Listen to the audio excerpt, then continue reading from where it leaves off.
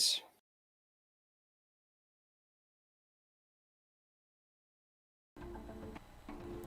So welcome guys, we are live. It is round number 5 of our Formula V8 3.5 Championship, proudly brought to you by VX Gaming and NASCAR. I'd just like to introduce our guest commentator who has joined me, Carl Lawrence from Talk Motoring. How are you this evening? How's it, Dylan? How are you doing? Hello to everybody watching, to all the fans.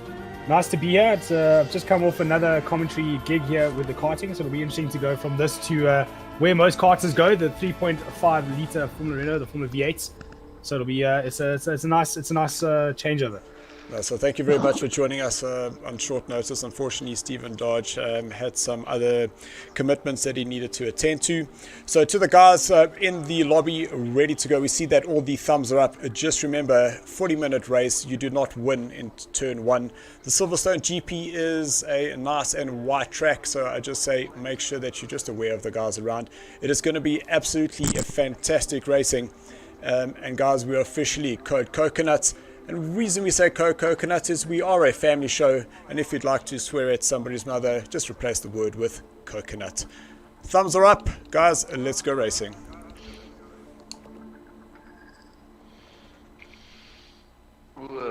Coconut. Enjoy, guys.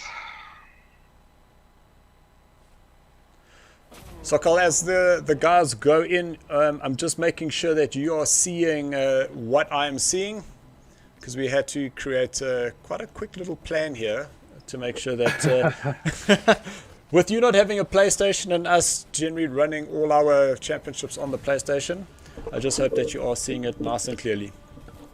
I am seeing the load-in page here for the platform that you are using, so I hope that is what you're looking at for the Silverstone GP. It does tell me we are heading into qualifying. That is I think I'm seeing what you're saying. Fantastic, great. So I don't want any criticism. I mean, I do have an Xbox, and you know, you guys are all PS boys. So no criticism, please. Listen, as long as you're racing, then it's all worth it. I did move over to PC recently, so does that redeem me in somewhat? So I will say yes. I also have the PC, but as you can see, that this is the Bravo tier. We have 14 drivers that have joined us this evening, and going into the next race with the Alpha tier, there we'll have 15 drivers. So a nice big field. And this is where the community is racing.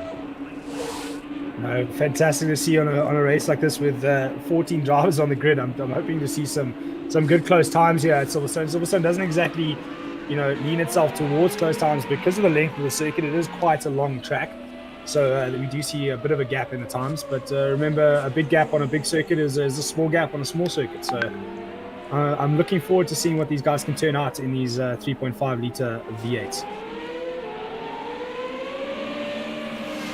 So I've just seen a message coming through that why have I now been disconnected. So the guys have been saying that there have been some issues with what's been happening with some of the lobbies. So I hope this doesn't plague us for the rest of the evening. But I can just pick up that invite quickly.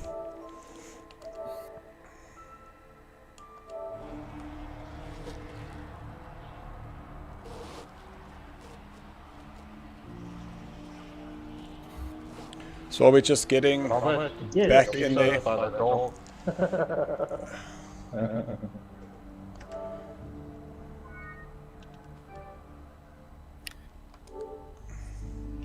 you're busy loading in there, Dylan, I must tell you, this information package you have sent me on such short notice is probably the best I've had out of any of these the events that I've actually commentated for. I've got every single piece of information I need, even so far as a track cheat sheet.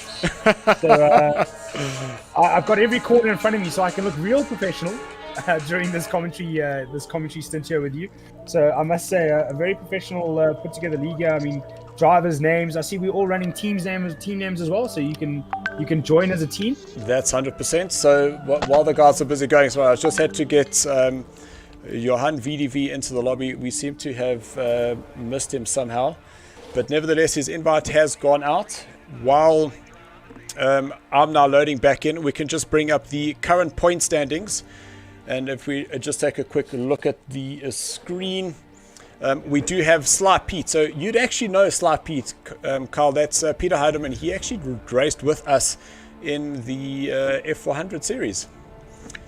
Yeah, I remember. I know. Actually, he's been sending me messages, telling me I must come join and telling me about his sim racing experience. So it's nice to see a Sly Pete there on the grid. I hope he's a little bit cleaner in the sim world than what he is in the real world. No, I must say he has done so. With the second place, we have Colin from Dacol Racing, Pierre PMAX Overdrive. He's in third. That is Pete's teammate. They're currently in third place. Then Vaughan Hills actually managed to drive his old Formula V yesterday. Absolute fantastic little car. Really had some fun there. Dane in fifth position with Tyler Scott in sixth. Robert Stoltz, the two teammates there for Team Jestic, in 6th and 7th with Johan VDV. We hope that he is now in the party. We have sent him that invite. He's in 8th with Andrew Horn in 9th. Paul, he's in 10th place with Terry in 11th. That's Terry Wolford. Really has been plagued with some disconnections. Alvain, he's not in this evening, but then we've got the guys from BNR. That is Peter Brandt that is joining us. Donovan, he's not into this evening, but we do have Troy. Memo, unfortunately, is here. No, we don't see Memo. That's currently how it stands. But the team points, Dacol Racing up on the top with 290 points, and very closely behind them are the Rough Riders too. But with just 120 points up per race, anything can happen. Yeah, so sorry, your sheet there and my sheet there not working out. So when you said Dacol, I saw Rough Riders on the top here with 346. So obviously the two sheets don't match there, my bad.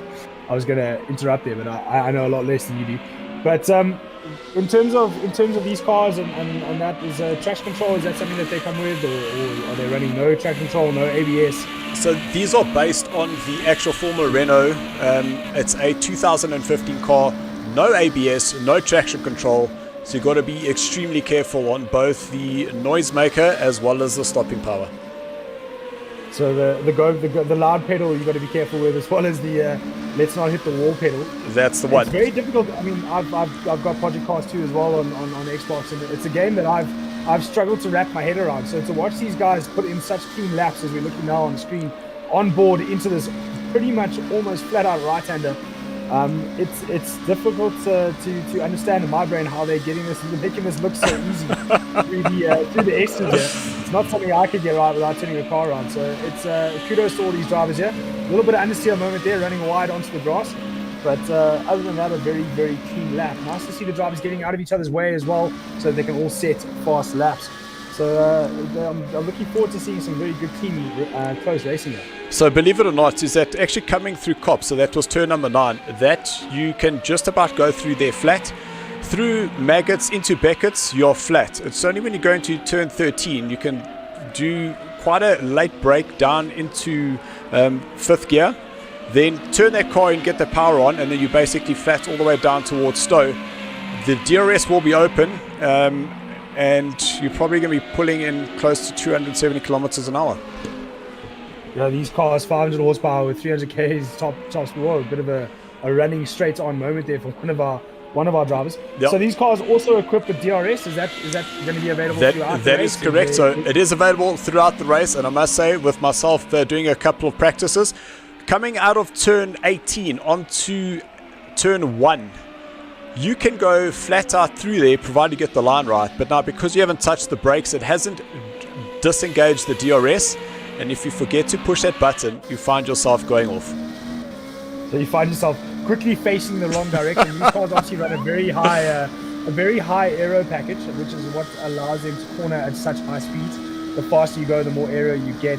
So driving single-seaters in the real world, which is something I've done, and I see Andrew Horn is here as well. He's also something he's done. But single-seaters with wings and slicks, it kind of tricks your mind a bit, because the faster you go into a corner, the better the car handles. So you've actually got to tell yourself, no, this is flat. Yep. It can happen. The car will do it. And the more you live, the worse it's going to be for the handling of the car. So you got to trick yourself into thinking, well, let me keep that loud pedal pinned to the floor, and then I can actually get some grip through this corner. Yep. And it's definitely, you need a lot more confidence on the way out. So remember, these cars, by the time they're getting up to the maximum speed, they're generally going to top out. So your exit speed is vitally important, specifically in these cars. So let's just have a quick look at what's happening in the current standings. So we do have the Horn Dog up there, and we had a little bit of a chuckle because we had Donovan Lee, who was watching us, saying that the autocorrect voice was pronouncing him as hot dog. So I definitely want to keep seeing if that's happening. Pete is in second place, but you can see that 0.007 of a second, followed by Pierre, 0.007 of a second. How close is that? First three places, 0.007. So within 0.1 of a second is the first three. Are we watching karting or are we watching single-seaters here, mate? No, listen. Let's go another place down. There's Colin, 142.8, 0.08. Then we're... Who's that in sixth place there? Please, Ashley. Fifth place now. Whoa! Little moment there for... Oh, that's Hills. So that's Vaughan Hills. So we have the first 5 places separated by 0.6 of a second. That is absolutely phenomenal. Something I'd expect to see out of a circuit like Brands Hatch Indy, which is more of a karting circuit than a main circuit. But at a circuit like Silverstone, to see these cars running so close together, it begs the question, Dylan, is setup something they can play with on these cars, or is it fixed? So setups are definitely available, and that's definitely one of the sayings that we have here at Sarco. It's like, hey, how's it, guys? How's the setup? So, you know, a good camaraderie between everybody. Hopefully everybody's sharing setups, and looking at those lap times, I think everybody is basically sharing setups for all these guys to run so close together. Either that or they've all found a very similar setup that works around this circuit. But majority of these drive a TER. I'll take me some time to learn these abbreviations, but who are we currently on board with? So TR, that is Terry Wolford. Myself and him have spent a little bit of time over the last couple of days just to try and help him get up to pace.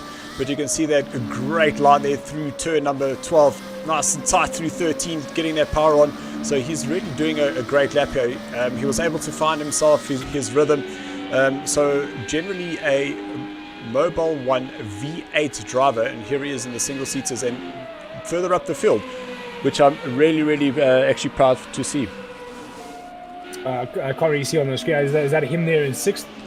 That is him in sixth. That is correct. So good drive there from Terry Wolford, someone we're used to seeing at the front of the Mobile 1 V8 grid. He's been a V8 driver for as long as I can remember. We did do a bit of racing with him in F400 as well. A very hard competitor and often very quick. So nice to see him on the pace in the sim world as well. You and I have had long, extensive chats as to whether it relates to the real world, your pace from the real world to the sim world. I've disagreed with you and said it doesn't, because I'm as slow as anything in the sim world. But nice to see Terry proving me wrong there and showing some pace. 100%. So just some messages coming through on YouTube. Amara is saying, good luck, guys. That's Cam saying Troy for the win. Marcus and Trev Sampson, it's good to see you guys back. Rough Riders, that's who they're going to be supporting. Rudy is saying good luck, everyone, and unfortunately Rudy having to withdraw due to very bad internet.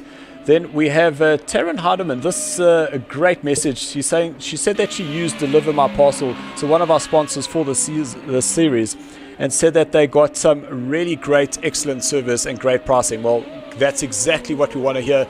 So Taryn, thank you so much for the message. We'll definitely pass it on to our sponsor. Yeah, nice to see a lot of sponsors coming through in this league of yours. It's nice to see very well and very professionally put together. But that brings to an end qualifying at the moment. It says 49 seconds of qualifying complete. Are they still able to bang in a hot lap if they're on one? Yes, they are. So it looks like Pete, he's still on the lap. It looks like he has come off the power there. Colin, he's done. Dane, he's still on a lap. And Colin has been disconnected. Well, it looks like our qualifying results come up on the screen with the hot dog. I'm calling him the hot dog from now on. Hope you don't mind, Dylan. Go for it. Pete there in second and Hills in third. So nice and close qualifying. Hopefully that shows a nice and close race for us. 100%. And what I like is that I know that we generally have these first corner issues, but if the guys get through turns, specifically turn 3 is probably one of the biggest problems here, then we're in for some great racing. the track is wide. There's enough space for the guys to get around, and let's just make sure that they give each other enough space, and let's just enjoy some great racing. Yeah, it is a 40-minute race, so no need to throw it away in the first lap. Races can be won in the first lap, but they can also be lost. And 9 times out of 10, it's always the latter. Races are definitely lost into turn 1. As we sit on the grid now, waiting for the start of race 1, of the race here. 40-minute races, are they going to be doing any pit stops in between this? So there is a mandatory pit stop that the guys have to go and do, but I can tell you now that the tires do take some strain. That front left is synonymous for wearing down very quickly. No, guys, I think we just have to keep going there. Yeah, so Silverstone does allow for a lot of heavy right-hand turns, a lot of fast right-hand turns, and a lot of change of directions onto that left front tire. So understandably so, that left front taking a bit of punishment through Silverstone. I know with the GT3s and the 6 hours we were doing, we struggled with the left rear. But the GT3 obviously a little bit heavier, so it does tend to hurt the rear tires more than the front. So I was just listening in. It sounded like Ashley was just talking to the guys in the background, but what we're essentially waiting for is to get the syncing up, which means that the guys would have been able to load their setups, get that pit strategy together, and we'll get the sync confirmation, and then we will be racing. So they're actually able to load their strategies before they go into the race, not something they need to do on the steering wheels throughout the event, which is cool to see. So that's the syncing that we have been waiting for. So it is lights out and we are racing here at Sarco, round number 4 at Silverstone. Sorry, round 5 at Silverstone. Well, a couple of slow starters there.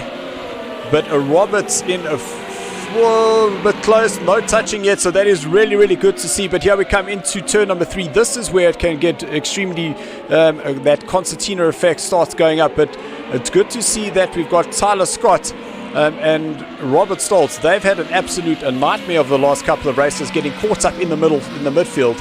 But we have Andrew Horn, he's away with Pete in second place. Vaughan Hills in third. Some guys running a little bit wide at the back there.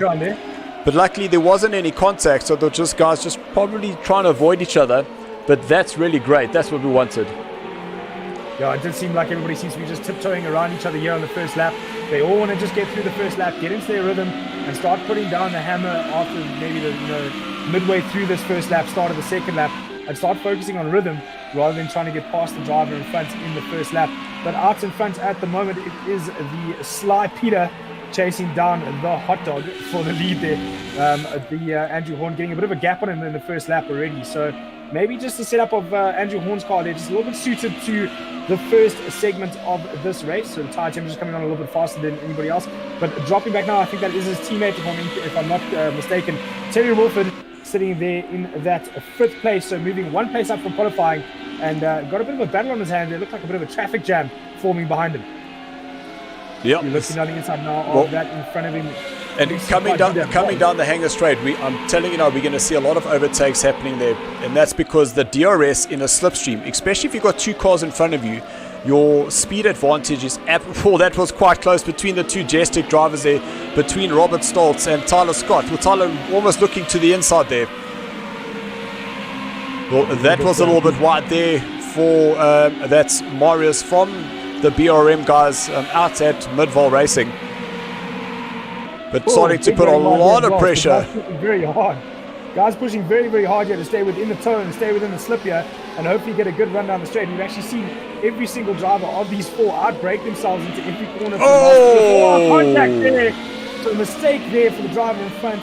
And watch out. Oh, a little clip there. So that was Tyler. No, there goes Troy's wheel. So a little bit of a mishap there. Drivers rejoining, not watching the track, and getting collected as collateral damage there is Tabasco Troy.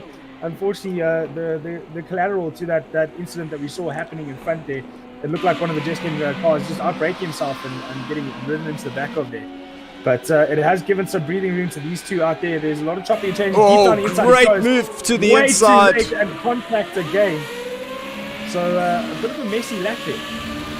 Yeah, I don't think that Robert was in the right position to be able to take that position, but I'm just hoping that the contact wasn't too harsh to put too much damage there. I see he does still have his front wing, but I know that if you get 22% front wing damage, that generally means that your front wing is off and you're essentially driving with no front downforce.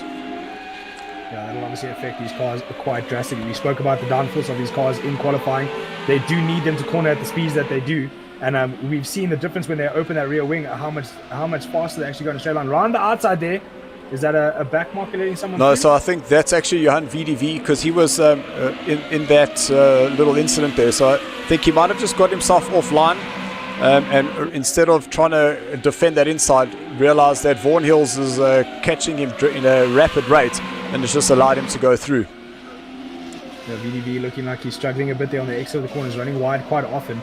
But Johan VDV there, keeping it on the circuit, trying his best to maintain lap time. He is able to grab apexes now, so maybe just out of rhythm and needed to just settle down and sort himself back into the flow of the circuit. So it is quite disappointing to see that Tilly Wolford dropping down to 9th place. He had an absolute great start. I think maybe possibly just a mistake early on. Well, we're just about 3 cars now as we head into turn number 7 out through Luffield. So we're on board with Paul Fenter. Yeah, this is where you're going to see the DRS kick in there. Second place there, the car just ahead there with the DRS open. No Will you have a DRS look to open the for inside? Ray. Oh, great move there by Robert. Got himself to the inside and was able to make that move stick, going past Johan VDV. That's the move he tried earlier. And there's Troy, the little engine that could, fighting to get that car back to the pit to go and get that damage fixed. And I'm sure he doesn't want to be giving up just yet, because every position that the guys are getting here, that counts to your championship points. And unfortunately, Troy disconnecting last week, taking Terry with him, and wasn't able to convert any points there. So Troy definitely showing that the fight is still in him, trying to get that 3-wheeled machine back to the pits and get another wheel put back on, but dropping many laps in the process. So just finishing for him is a good thing, scoring points throughout this field. As we look at this battle now between Rain Meister and driver in front there, unfortunately, like I said, I struggle to see the screen here. He's down the inside. Is he going to be able to make that move stick? No, thinks better of it. Rather get the drive out and look for a move later on, but it seemed like he came a little bit too far out of it there and lost 4 or 5 car lengths on the driver in front. Yeah, Carl, so I'm sure that the guys will understand our current situation, is that you are basically watching me streaming what I'm seeing into the Discord and you watching what I'm doing. So we're kind of doing a Discord call that you're seeing. You'll move to the inside, but great awareness there. He did see that he wasn't going to make it, so he pulled out and would rather have not risk that move. So that's the type of racing that we expect to see throughout the field. The guys rather making calculated moves than just going and sticking one in. Yeah, it looks like Johan VDV there, the driver that is being battled with. It is difficult to see the drivers on the inside, especially in a single seat. As we see another car run a little bit wide, I would be concerned about track limits, but I don't know if that's actually something that is in this event of Project Cars 2. But it looks like Johan VDV and Rain Meister just in front of this driver are having a ding-dong battle for that position. So you will not believe the amount of coconut words that would have to be said about the race director, and that is because the limits on some of the corners are absolutely ridiculous. The real-world drivers that have joined us saying that there's no ways that I'm gaining extra time, that how can I be getting, he's going to have a look to the inside. Whoa, little touch there. The peripheral vision not working so lacquer there, because that move in my mind was definitely done by, you'd have to mistake me with this name of the driver we're watching. Yeah, that is Marius. So Marius going on for a go on Johan VDV, it looked like to me. And it looked like he was up the inside, because Johan's actually been passed by Rain Meister, whose his handle is. Did get past him, and now he was falling into the clutches of Marius. But it looked like to me that move from Marius was done and dusted, and driver on the outside just turned it in. Back to our race leader, and in second place, we do have the Horn Dog. So Sly Pete and the Horn Dog have now traded places. Remember that Andrew Horn was leading this race and Pete was down in second. So definitely position change there on the leaders. Then in third place, we still have Vaughan Hills being closely chased down. Well, let me try that again. Vaughan Hills is trying to close down the Horn Dog. There he is there. Then there is quite a bit of a gap between fourth place, who's Peter Brandt, down in fourth, 17 seconds. But he's got Robert Stoltz just behind him, 2 seconds away. So definitely going to see some action happening there. And I'm quite interested to see what's going to start playing out when we start going into the pits. Yeah, so Hills obviously closing the gap down on these two. There was quite a big gap between Hills and Sly Pete and the Horn Dog. But I did say in the beginning of the early part of the race, it looked like Andrew Horn was a bit quicker in the beginning. Maybe higher tire pressure is just helping him out there in the beginning to get going a little bit quicker. And Peter was still settling into his rhythm. So I don't know if Andrew Horn made a mistake or if Peter just turned up the wick a few laps into this race and made a move on him for the lead. But nice to see these cars running so close together and so evenly matched. And I think you're right, Dylan is definitely going to come down to the pit stops here. Do they have to control their pit limiters themselves as well as their pit stop? Yes, they do. Is it very much automated? No. We like to keep it as authentic as possible. Oh, as we see the Andrew Horn going a little bit wide with him coming through Brooklands. He's definitely going to want to try and sort that out. I think just a little bit too late on the brakes.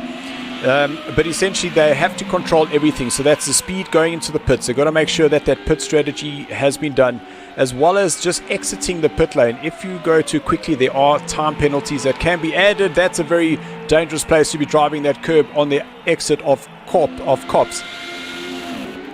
So it looks like Andrew Horn had a lot of pace in the beginning of this race, and it seems to be going away from him.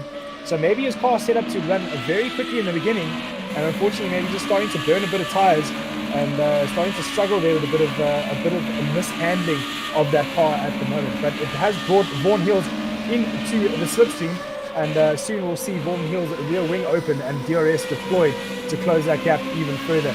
Watching through that right hander there, it's very important to get on the power early to get the drive down into this chicane area here. And it looks like Hills is definitely got more confidence in the traction of his car in comparison to Horn. So just a quick look at the YouTube channel. I see that the message was coming through. Shane Sampson, he's said go Rough Riders, and I didn't quite notice that. That's a big mistake from Horn, and he is being collected by Hills. So damage for both those cars. I did say that Horn's rear end was looking a little bit loose, and unfortunately a mistake from him. Hills just collected that stranded car, and Hills has unfortunately lost his his front wing. It doesn't look like Andrew Horn came out of that any much worse the way. It looked like he took damage to that left rear, but the car still has all four wheels on it, so maybe able just to limp back to the pits for repairs. I can tell you now, that car is not running straight. That is rear suspension damage and possibly a front suspension damage. So that car is not going to be running straight at all. And I think what might have happened is he went through turn number 1, DRS wide open. Just the way that car just lost the rear, it snapped back, and then it basically gripped and allowed that rear to continue the other way around. So very disappointing there. Now it's going to be up to Vaughan Hills to get back to the pits as soon as possible and hopefully not lose too many places. But by me saying that, you can see that the gap between himself and the third place driver, Peter Brandt, that's going to be closing down pretty rapidly. So whether or not to pit and change that front wing is the question Hills is going to be having in his helmet at the moment. Do I stop and change his front wing, lose even more time in the pits, or do I try and struggle out there and stay on circuit? So the thing, what I would do, I'd say he needs to go in. He needs to put on a fresh set of tires and rather go in and nurse the car. But he can't be driving like this. He's going to be losing about 10 seconds a lap without that downforce. So maybe just a bit too far from the pit lane, because 10 seconds a lap is a massive loss, especially over a 40-minute race. So definitely a good idea to go change the wing, put on a fresh set of tires, and like you say, Dylan, run the long game, run a long stint at the end, and maybe pick up paces towards the end of this 40-minute race. So he's probably had about 5 minutes. He's going to have to run an extra 5 minutes, probably longer than you would have wanted to on these tires. But I would rather take that gamble take a bit of that time to get it in, and I'm pretty sure that with the speed that both of these drivers have, is that they'll be able to gather that some of those places back. One thing we haven't touched on though is the breathing room that our Sly Peter now has. Very, very sly to just sit out in the front and get out of it, all this action. Hopefully he remembers to hit the DRS button. We were talking about the downforce of these cars in qualifying. So obviously turning it in on DRS, the cars rely heavily on the aero on the first turn and into any corner, and then mechanical grip. So once the aero wasn't there, it turned the car sideways, and when it did catch any sort of mechanical grip, it basically stopped the car sideways dead in front of the unfortunate chasing Vaughan Hills, and he had absolutely nowhere to go. Yeah. But like a torpedo into the side of Andrew Horn. So listen, we talk about the commentator's curse quite often, and before this we were asked very nicely by Sly Pete to please do not put the camera on him, because the last time we did that, we went to Hockenheim. He went through turn number 1, hit the curb, and put it perfectly up against the inside barrier. Dylan, just send me your banking details so I can quickly deposit $100 for you to put the camera on him. Don't worry, I'm sure Ashley will help us out there. So guys, behind the scenes that we actually have Ashley who's directing this race for us. So thank you very much, Ashley, for your assistance. And Troy, who's currently in 12th place, he's going to be helping us out for the Alpha tier. And guys, we are running on time, so we will get that race going just on 9 o'clock.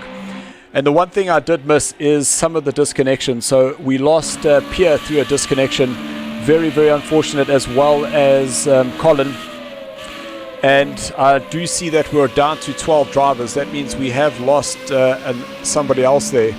And I haven't been able to make out who it is yet. Oh, there we go. I've just seen the voice note come up. So that is Marius Jacobs, who is out. Marius, we've got to figure out what is causing that problem, man. And let's get you racing.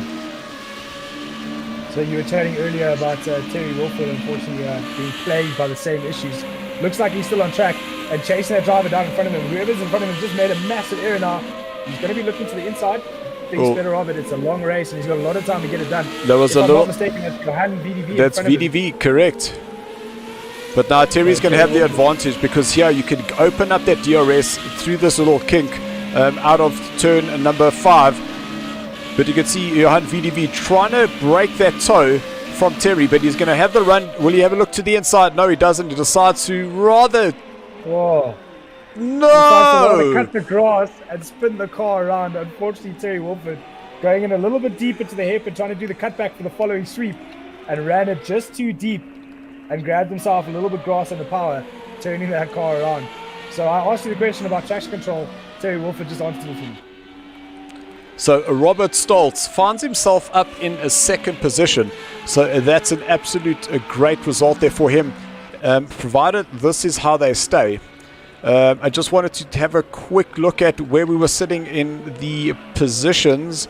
And Robert is down in 7th place. So if he gets himself a second here, that's, whoa, little too much enthusiasm there by Paul. And just spinning that rear, coming out of the last corner.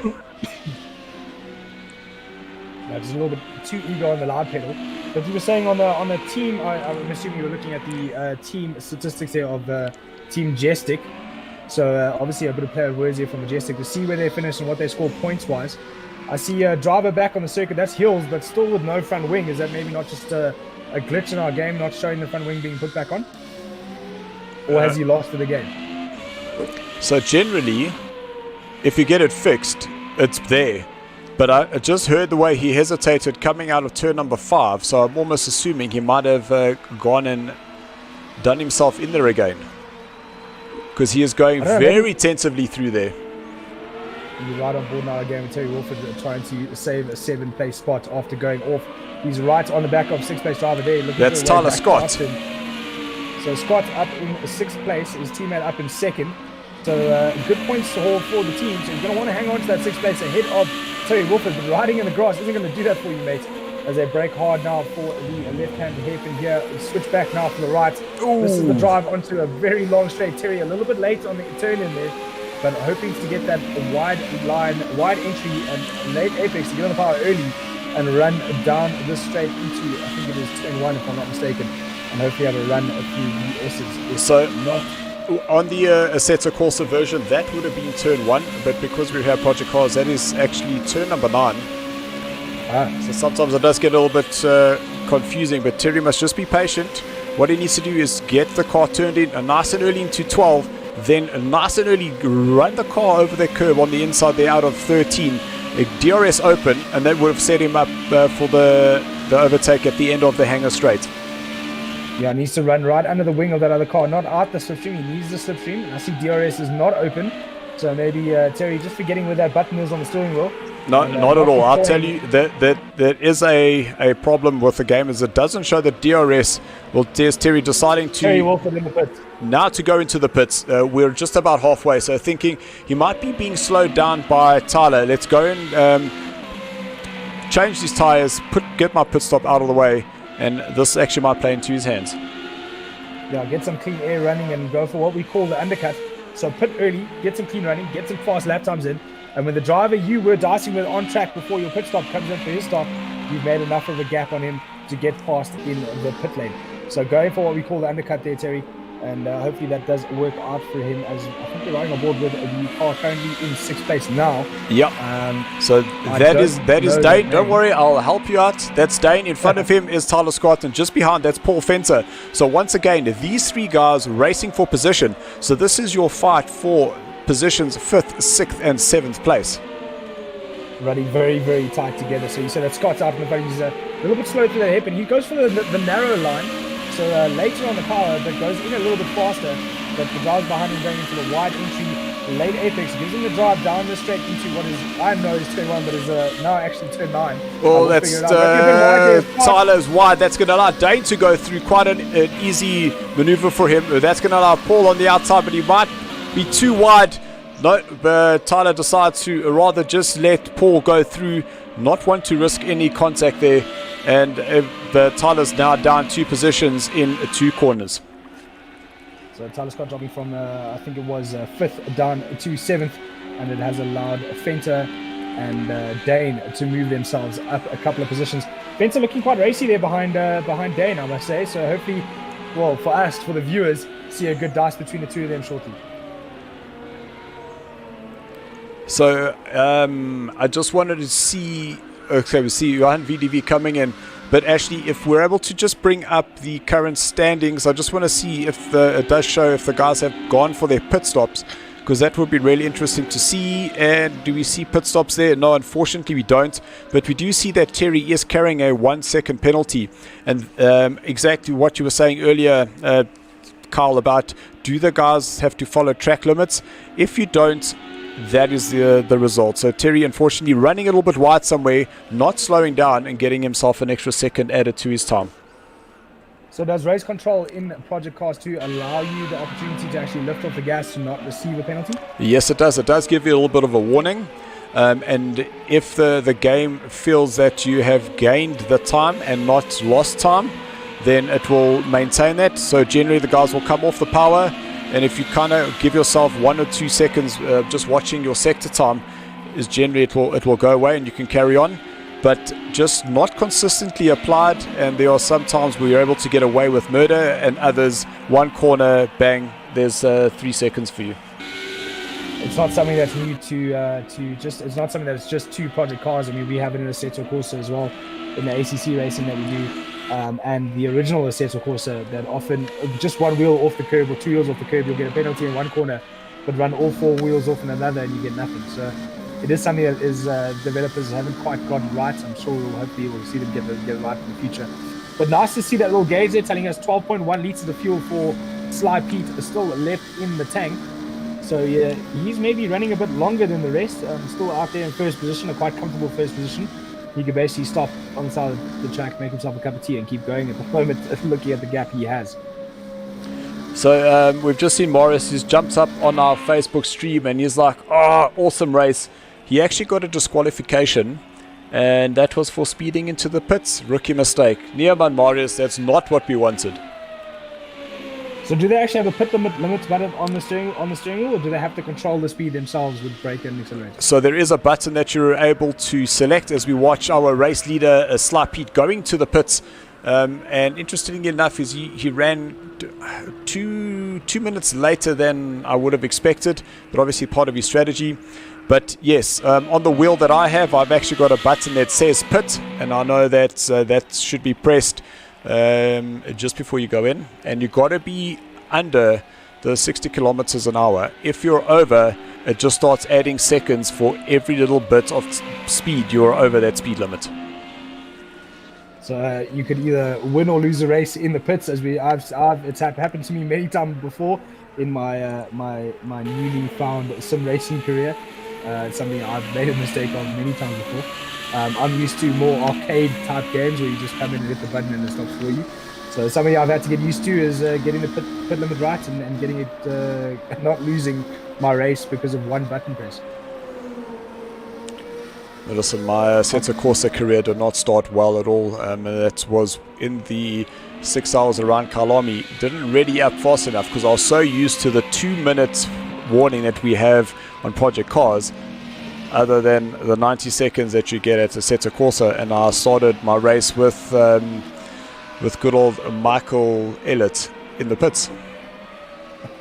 Yeah, I've done that a few times as well. You got to wait till the last 30 seconds and then you can only click drive.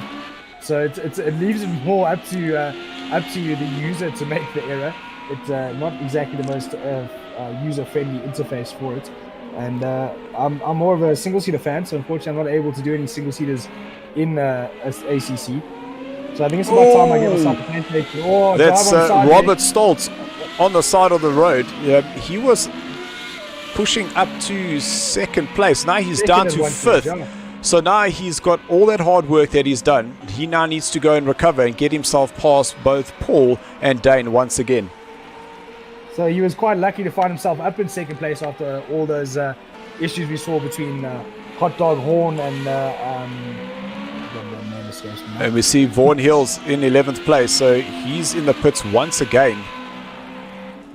So Hills not able to keep that front wing on at the moment. So maybe just thinking a bit of weight reduction might help him, but he needs the downforce more than the weight reduction, unfortunately. But Stoltz was well up there in second place, and just one slight, big understeer moment there for Troy, running right off the circuit. But nice to see him back on track and wide again. So, is there something wrong with that car? No, what would have happened is he went off, it dirtied up the tires, and when you try and turn the other way, so when he went off at turn number 3, that dirtied up the tires are not going to grip going through turn number 4. And Troy, you can see the angle of those wheels with him driving is that he's actually using a controller. So big respect to Troy, driving these cars with a controller. I couldn't do it, I'm telling you now. I did try when I first got Project Cars to try with the controller. It was actually Project Cars 2 that made me go and get a wheel for my Xbox, because it was virtually impossible to keep one of these cars on the circuit at any reasonable lap time. So I decided, no, my friend, time for a wheel. But unfortunately, with my wheel came my PC, so I ended up going straight to the PC and never really got to try out Project Cars with the wheel. So I think it's something I must maybe go back to. But watching this racing in the single seater, I am absolutely blown away, and it might be time for me to switch over to the old PlayStation editor. Listen, you're more than welcome to come and drive us, and what I'd suggest that you do is have a little chat to our chairman of the F400 club. Is he joined us for a couple of races, and he eventually said that he just wasn't able to click with Project Cars, but we did have him for 3 or 4 races.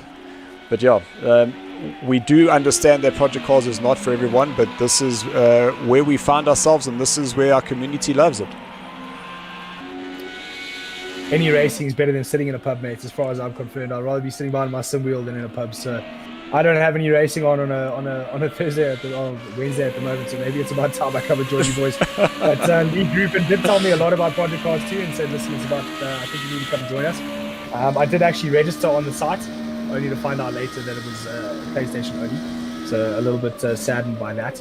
But we see on board now with Dane. It was Dane and Fenter that I said we were going to see a dice with. Yep. And it looks as though Fenter has gotten past Dane and moved himself into that second place on track. Whether or not that's with all the pit stops and if they've done their pit stops or not, I don't think they have pitted just yet. But it looks like older Sly Pete there has managed to get himself into the pits and back onto the track, still in the lead. Okay, so what I was just about to say is we know that Robert, Dane, and Paul have all been within the same time of each other. It is fourth place, which is actually Peter Brunt. He has pitted, so he will come ahead of Robert, Dane, and Paul. So those guys will still be fighting for that third, fourth, and fifth place, because effectively Paul Fenter is in second place. So they're going to probably drop down below. Sorry, who was the driver you said was in that sixth place or fifth place at the moment? Fifth place is Tyler Scott in picture. So Tyler Scott in fifth place at the moment. Has he pitted yet? So I don't think he has, because it's going to be Robert, who's now in sixth. So that's Stoltz. Then we've got Dane, who's third, and Paul in second. Those three have been together with none of them pitting, so I'm pretty sure that we'll see some position changes there now. It'll be interesting to see whether the undercut works or not, and whether or not these drivers are going to come out on track very close together. But it does look like Scott has lost a lot of time on that battle. He was the lead car in that battle at one stage, and unfortunately losing a lot of time there on these two, Dane and Fenter. And it looks as though Dane has lost even more time on Fenter, because the last shot up that straight we saw, I did see the car of Fenter just in front of him, and now we don't see him anymore. So Fenter on a charge and trying to maintain that second place after his pit stop.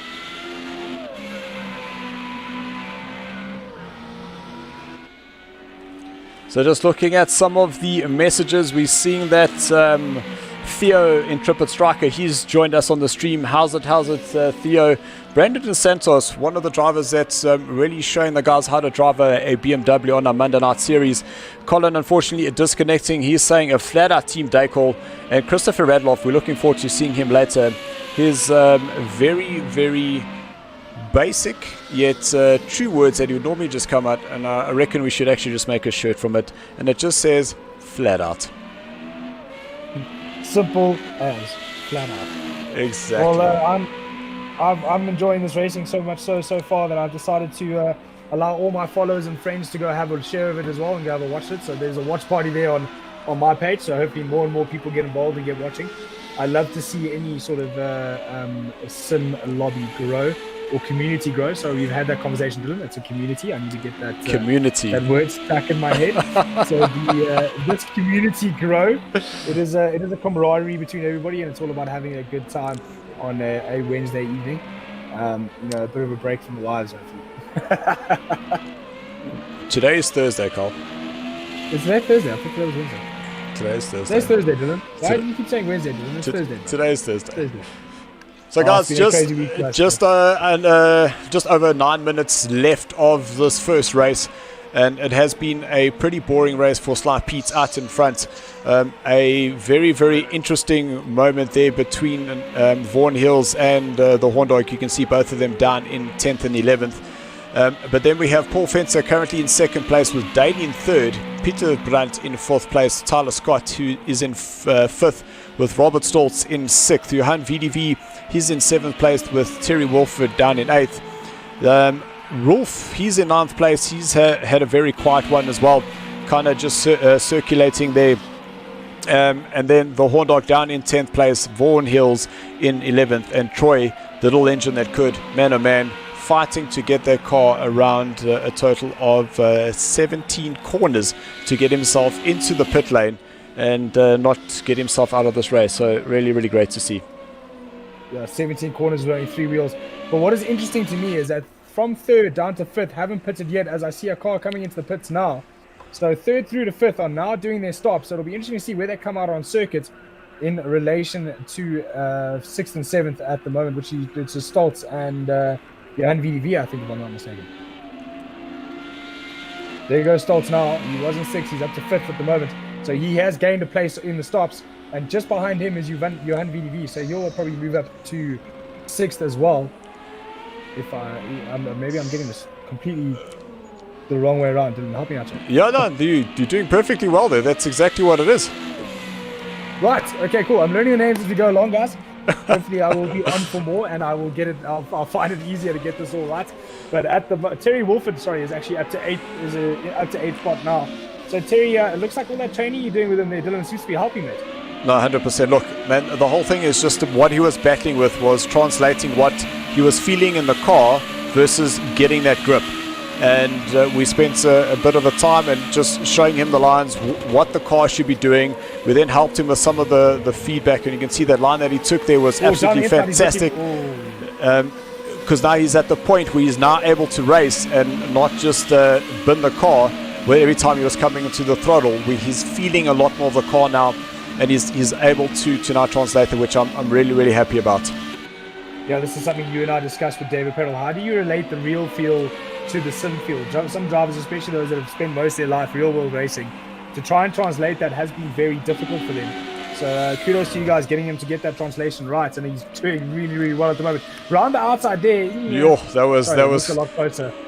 I was holding my breath there because you're not supposed to be too wide through turn number 12, but now this is where we'll see the DRS in action. If Tyler stays on the inside, Terry might be able to cut to the inside. No, he doesn't. He's not going to be close enough. But what I'm just checking now. Oh, little kick of the rear coming out of the power there. Very, very good job from Terry, just keeping that car in a straight line. As he got on the power, he saw the back kick out. But the one thing Terry must maybe... and again! It was a good catch to keep it out of the wall, but he's got on the power in the grass, a little bit too excited. Still in 8th place. Just dropped down to 9th now. So, unfortunately for Terry, just getting a little bit too excited on the throttle, trying to look for that way past, and it said, how's it, mate? The rear's coming around. So 5.5 minutes left of this race, guys. If you have just joined us, this is round number 5 of our Sarco Formula V8 3.5 Renault that is proudly brought to you by VX Gaming and NASCAR and Deliver Your Parcel. And if you do want to find out more about the brands that support Sarco, just go down to the description below. All the details are there, and support the brands that support Sarco. This is what makes this all worthwhile. And we've just seen the Horn Dog. He's now been able to get a place. So he's got Terry now chasing him down. So Horn Dog up to a 9th place, and Terry now down into 10th. Yeah, so the Hot Dog moving his way up into 9th place.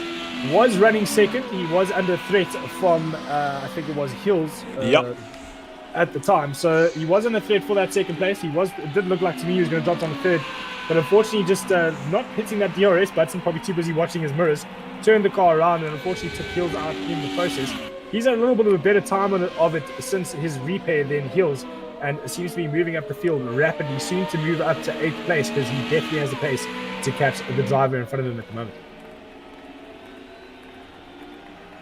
So DRS will be very early.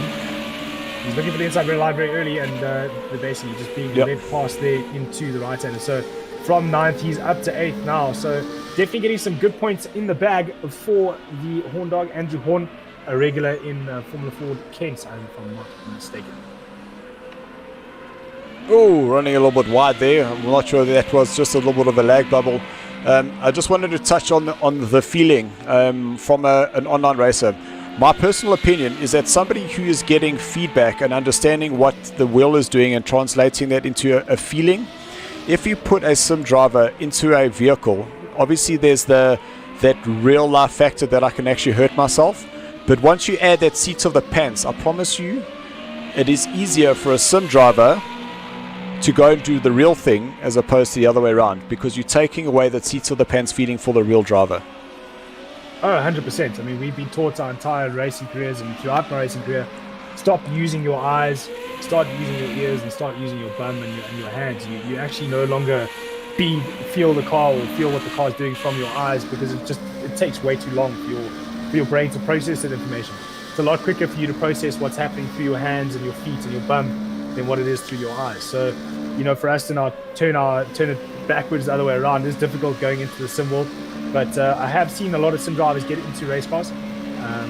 Jason Absmeyer did it not so long ago, as we see the Horn Dog catching up to another driver. Is that a backmark he's going to? Yes, it is. That was Johan VDV. No, that was a position. So Johan VDV making a bit of a mistake there, and that's allowed the Horn Dog to move up into 7th place. So talk about a late charge. with 2.5 minutes to go. The Horn Dog is taking some positions, and if we look just a little bit further ahead, that is Tyler Scott in sixth place, and that could very well be another position for him. That's so unfortunate for Jan VDV because his strategy worked out so well. He actually got the undercut done. He was doing very well up there in the front and unfortunately throwing it away. But it's interesting where Tyler Scott is. He's in 6th. So I'd assume a 3rd and 4th then became a 4th and 5th after their round of stops. It was Dane and Fenter. It'll be interesting to see where they are up the grid at the moment. But obviously we're watching. Oh, great run there by Andrew Horn. Let's see, will he have a look on the inside here into turn number 3? Yes, he does. Great awareness there by both the drivers. Great maneuver there. So now he'll have to just tighten up that inside line. But it looks like Tyler Scott is not able to fight back. And that is Andrew Horn away now in 6th position. I was very surprised Andrew Horn was able to get that car stopped and turned. I was almost expecting a lock-up understeer happening there. But great driving from Andrew Horn. Modulating brake pressure to stop a lock-up understeer there while passing. Whoa! Oh, nearly again. Right, that's it. I'm sending him a spring for his birthday to put under that throttle pedal because he's just getting on it a little bit too hard, a little bit too often. And now all he's doing is just allowing Tyler to come back at him. Oh, Tyler running wide there, so that's going to be the pressure off there through turn number 9. I find it very interesting that a lot of these cars are understeering off while chasing another one. So obviously the Project Cars 2 does simulate dirty air when following another aerodynamic car. What happens is when these cars do brake the air in front of them, they create what we call dirty air behind them, and it makes it difficult for the car following to get any aero on their wings. On board now with Stoltz, he was up in 2nd place. He's down to 5th now. So unfortunately, what would have been a good haul for his team has unfortunately thrown away due to an error from his side and a driver mistake. These cars do look incredibly difficult to drive. You saw Andrew Horn almost throwing it away twice. So no reflection on him as a driver, just a reflection on how difficult these cars are to drive. But unfortunately throwing away a 2nd place there and dropping himself down to 5th. But still a good clean race from him. He's been nice and quiet for majority of the last bit of this race. Yeah, look, and I cannot agree with you anymore. The dirty air in this game really is amazing, and we're hoping to see it coming up in the Alpha tier directly after this.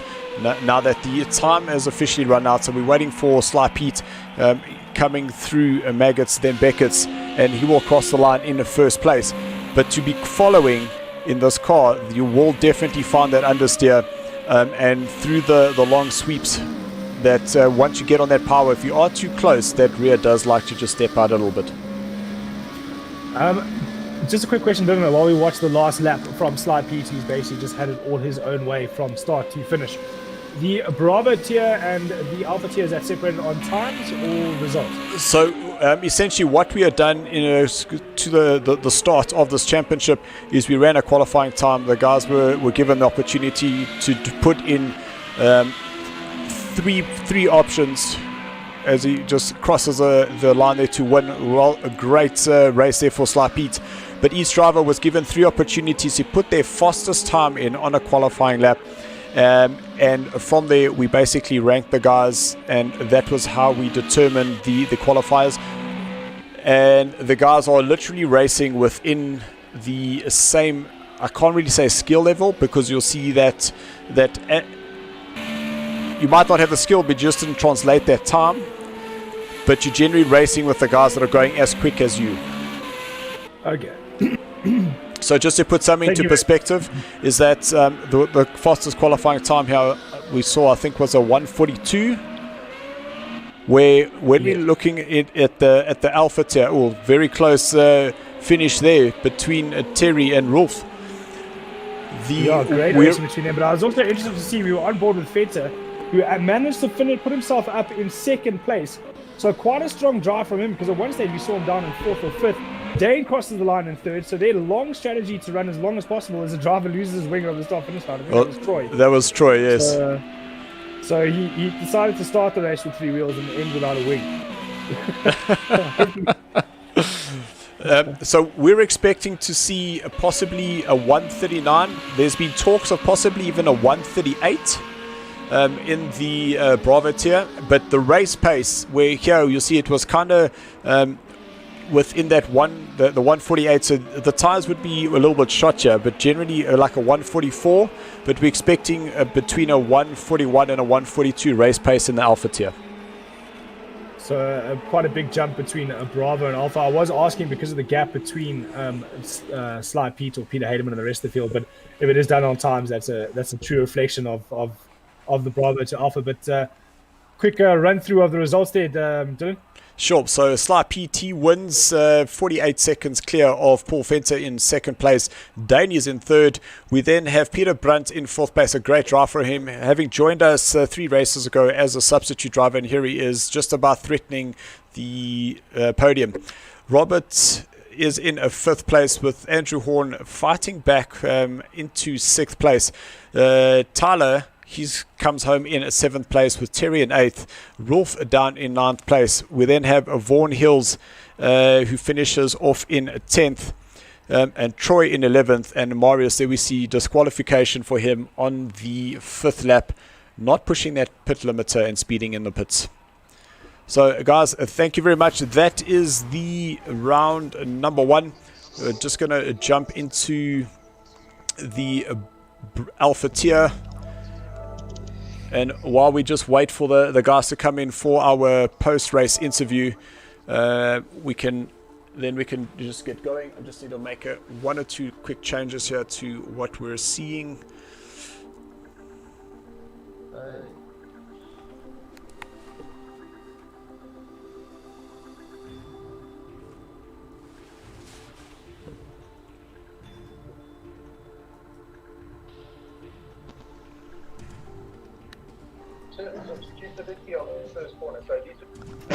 Sounds like Craig, might be small. Yeah. You know what happened with me? I just got a steering wheel, so if I knew someone was in my future, then I changed it back. Oh shit. I also get Dylan must be the broadcaster, right? Yes. I have no idea. Sup, Kylie? Hey Peter, how are you, my man? Lekker, bad. Great racing there from you, Chom. Sweating a bit now. Oh, what are you talking about? You had it all your own way from start to finish there, my bro. Yeah, very lekker. It is still hard to keep it on though. Tell me a question here, friend. Tell me a question here. In the beginning, it looked like you lost quite a bit of time to the hot dog Andrew Horn. Was it because you set your car up to run, a little bit longer, or find pace later on, or were you just trying to settle into a rhythm?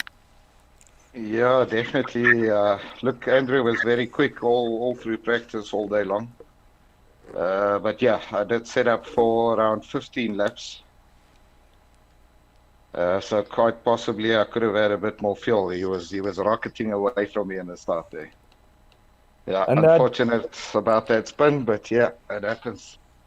Yeah, it was actually quite unfortunate because what happened is as he spun, he took Vaughan Hills with him, and the two of them were having an almighty battle there. So all they did was just let you run away with that race, Peter. Yeah, definitely. I think Vaughan was right up there as well. Yeah, pity about Pierre disconnecting right after qualifying as well. I think this would have been an awesome race. Yeah, man. We all come together. Look, whenever there's a disconnection, we definitely do not like that. Let's jump to 3rd place. Dane, great result there for you. Unfortunately, we did lose Colin in the race, but he was giving the support all the way. I hope you thoroughly enjoyed that. Yeah, no, it was good. Starting out 11th and having to chase to 3rd because your teammate's not there. It's a bit of a nerve-wracking experience, but yeah. Have to get the point somehow. I can only imagine. And then Paul, yeah, go for it, Carl. Dane, quick question there. I saw you ran a little bit long on your pit strategy. Were you a bit worried about that, or getting the undercut from other drivers, or were you confident that strategy was going to work for you? So my strategy was to pit at about 20 minutes in, and on the first lap, touched someone in the 3rd corner and had about 24 damage in the front wing. So I had to go in on the first lap and just take it from there. I had no front tire left at the end. But yeah, I wasn't going to pit again. Okay, so my mistake there. I actually didn't see you pit on the first lap, so I assumed you were just running long. Yeah, So it actually didn't worked see out that quite either. nicely to do the F400 one lap stop. Yeah. We do it quite often in F400. Peter's tried it off it as well, but you know you can't really drive very well in the car. So Yo. Let's go to second place, Paul, while you're ahead. Paul, an absolute great drive there for you. Lots and lots of little battles all through the field, but eventually kept it nice and clean and got yourself a second place. Yeah, man, was quite surprised after the pit stop and it cycled through to see I'm fighting for second and third place. I think I dropped down to about 10th or 11th at the start.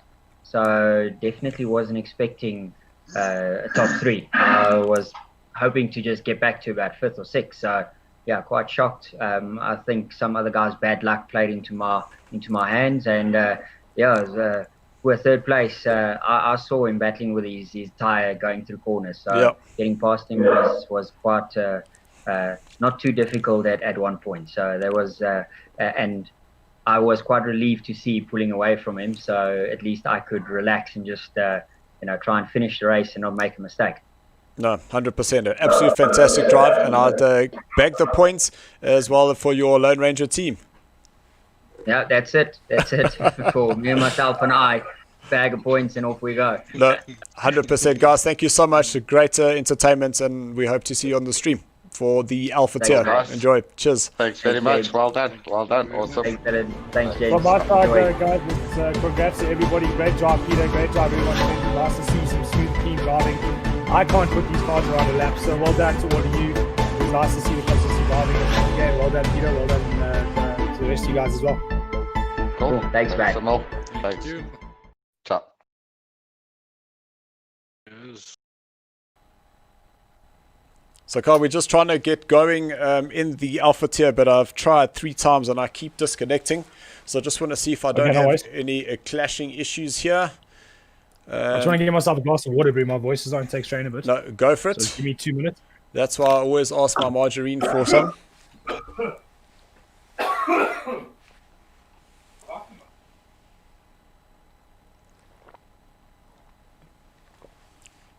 Okay, it seems that all the clashing is done.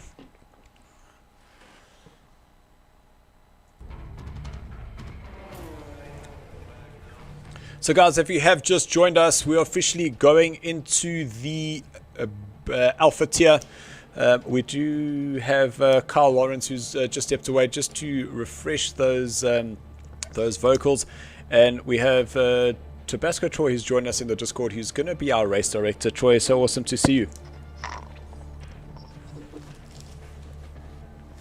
Yeah, well, I'm happy to be here. I mean, it's my first time doing this, so I hope I don't disappoint anyone. No, I'm sure you'll be fine. You understand that the views that the guys out on track who are watching want to be seeing. But what I can say is just enjoy it. And we must say, hats off to you for losing that wheel and being the little engine that could, making it all the way back to the pits just to bank yourself some points. Yeah, look, it was a bit unlucky going through that corner and that incident happening there. But, I mean, I'm happy to see that I only lost the wheel. My engine damage was only sitting on 1. So I figured let me give it a shot. No. And luckily for me, the engine only took an extra 1 damage through that whole track, so it was at least bearable. No, 100%. So just having a look at the stream. Well done, Pete and Dwayne. That's coming from Marius. Marius will be racing here in Vaughan Hill, saying well done, guys. That was fun. Yeah, very unfortunate. We generally don't like seeing incidences, but I do believe that that DRS was possibly open from Andrew Horn. So Andrew, if you are watching, just drop us a message. Just confirm what we thought was going on there. But you can see a 15-strong field here, and it's really, really awesome to see that we do have Sean van der Linde back. He has been off ill for the last couple of weeks, but he will be representing the Team Rough Riders here this evening, so awesome to have him back. As well as Ross, we missed him on Monday night racing for Dubcati Racing, so good to see him here as well. So while the guys are just doing their current outlaps, let's just have a quick look at what's happening in the current driver standing. So Christopher Radloff, he's up at the top there. Why is that one not correct? But we should have Brandon in second place with 180 points. Then Jakes, he's actually in third with 132. Ashley's in fourth. Then we have Morris, who is fifth with 84 points, followed by Gavin. And the team we're going to be keeping our eyes on is definitely the Racing Butts. And that is of Lendl Janssen as well as Brandon Hills. They are going to be bringing this challenge here to the Green Mumbers. As you can see, the Green Mumbers starting to run away with this championship. But now that we are halfway through, there's still anything can happen. And all I can say is we're really, really looking forward to seeing what happens in this race. And I realize, Carl, that you can't see what I am looking at. So let's just get that back for you. There we go. So, Carl, if you click on that screen, it should be able to give you a full view of that. Is that correct? Yes, I've got it. I've popped out and I can see the whole screen. That is fantastic. It does look a little bit less remaining, but I'm still struggling to read a bit. We are trying our best, guys. This was a last minute thing, so I'm sure you will understand that Dylan quickly put this together a couple of hours before the stream. So glad to be here. I'm enjoying the racing, I must say. It was nice to see that in the Bravo tier, that race that we watched last race, and to see a driver stop on the first lap and to run along to the end of the race. It's something we used to do in endurance racing, put on the first lap and then run the last. Actually, we did it in a 40-minute race as well. Yeah. So that strategy working out here very well for Dane as well. So myself and when I was back racing for the guys with Konica Minolta, myself and Justo, we used to do exactly that. Because it was the two drivers, we'd literally pit on the first lap, but depending on who was in front of us, and then each do that 30 minutes, and then we have the same problem obviously when we're doing that 2-hour event, and then that was pit on the first lap, then each one of us run a 30-minute stint. So it generally does work like that, but it does get a little bit boring. Yeah, you don't end up racing. I mean, we often end up, especially in my team, having to start last. I don't know why, all the but time. qualifying never went well for us. So like almost every race we have to start last. And the guys would ask me like, well, should we do the 1-lap stop and give ourselves some clean air and go for the win? My mind's always, no, bro, I'm here to race. I want to race other drivers and start from the back and have a bit of fun. It really works out in our favors, but it does work in a race like this, especially with you see everybody tripping over each other in the first lap.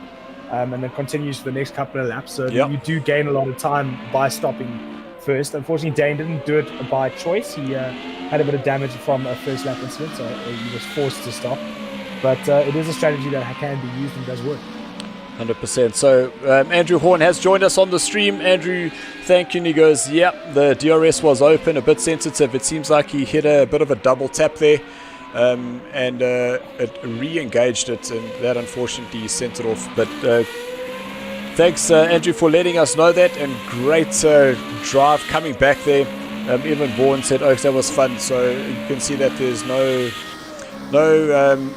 demeanors or anything happening there. The guys still enjoying the racing. Yeah, so no hard feelings between the guys. It's nice to see the camaraderie. It was also cool to see the guys, like especially in the interviews, a lot of backgrounds behind their cameras. Peter's wearing his racing suit, so it's really, really cool to see the guys just having a bit of fun. I love it. I think it's amazing. So here we go.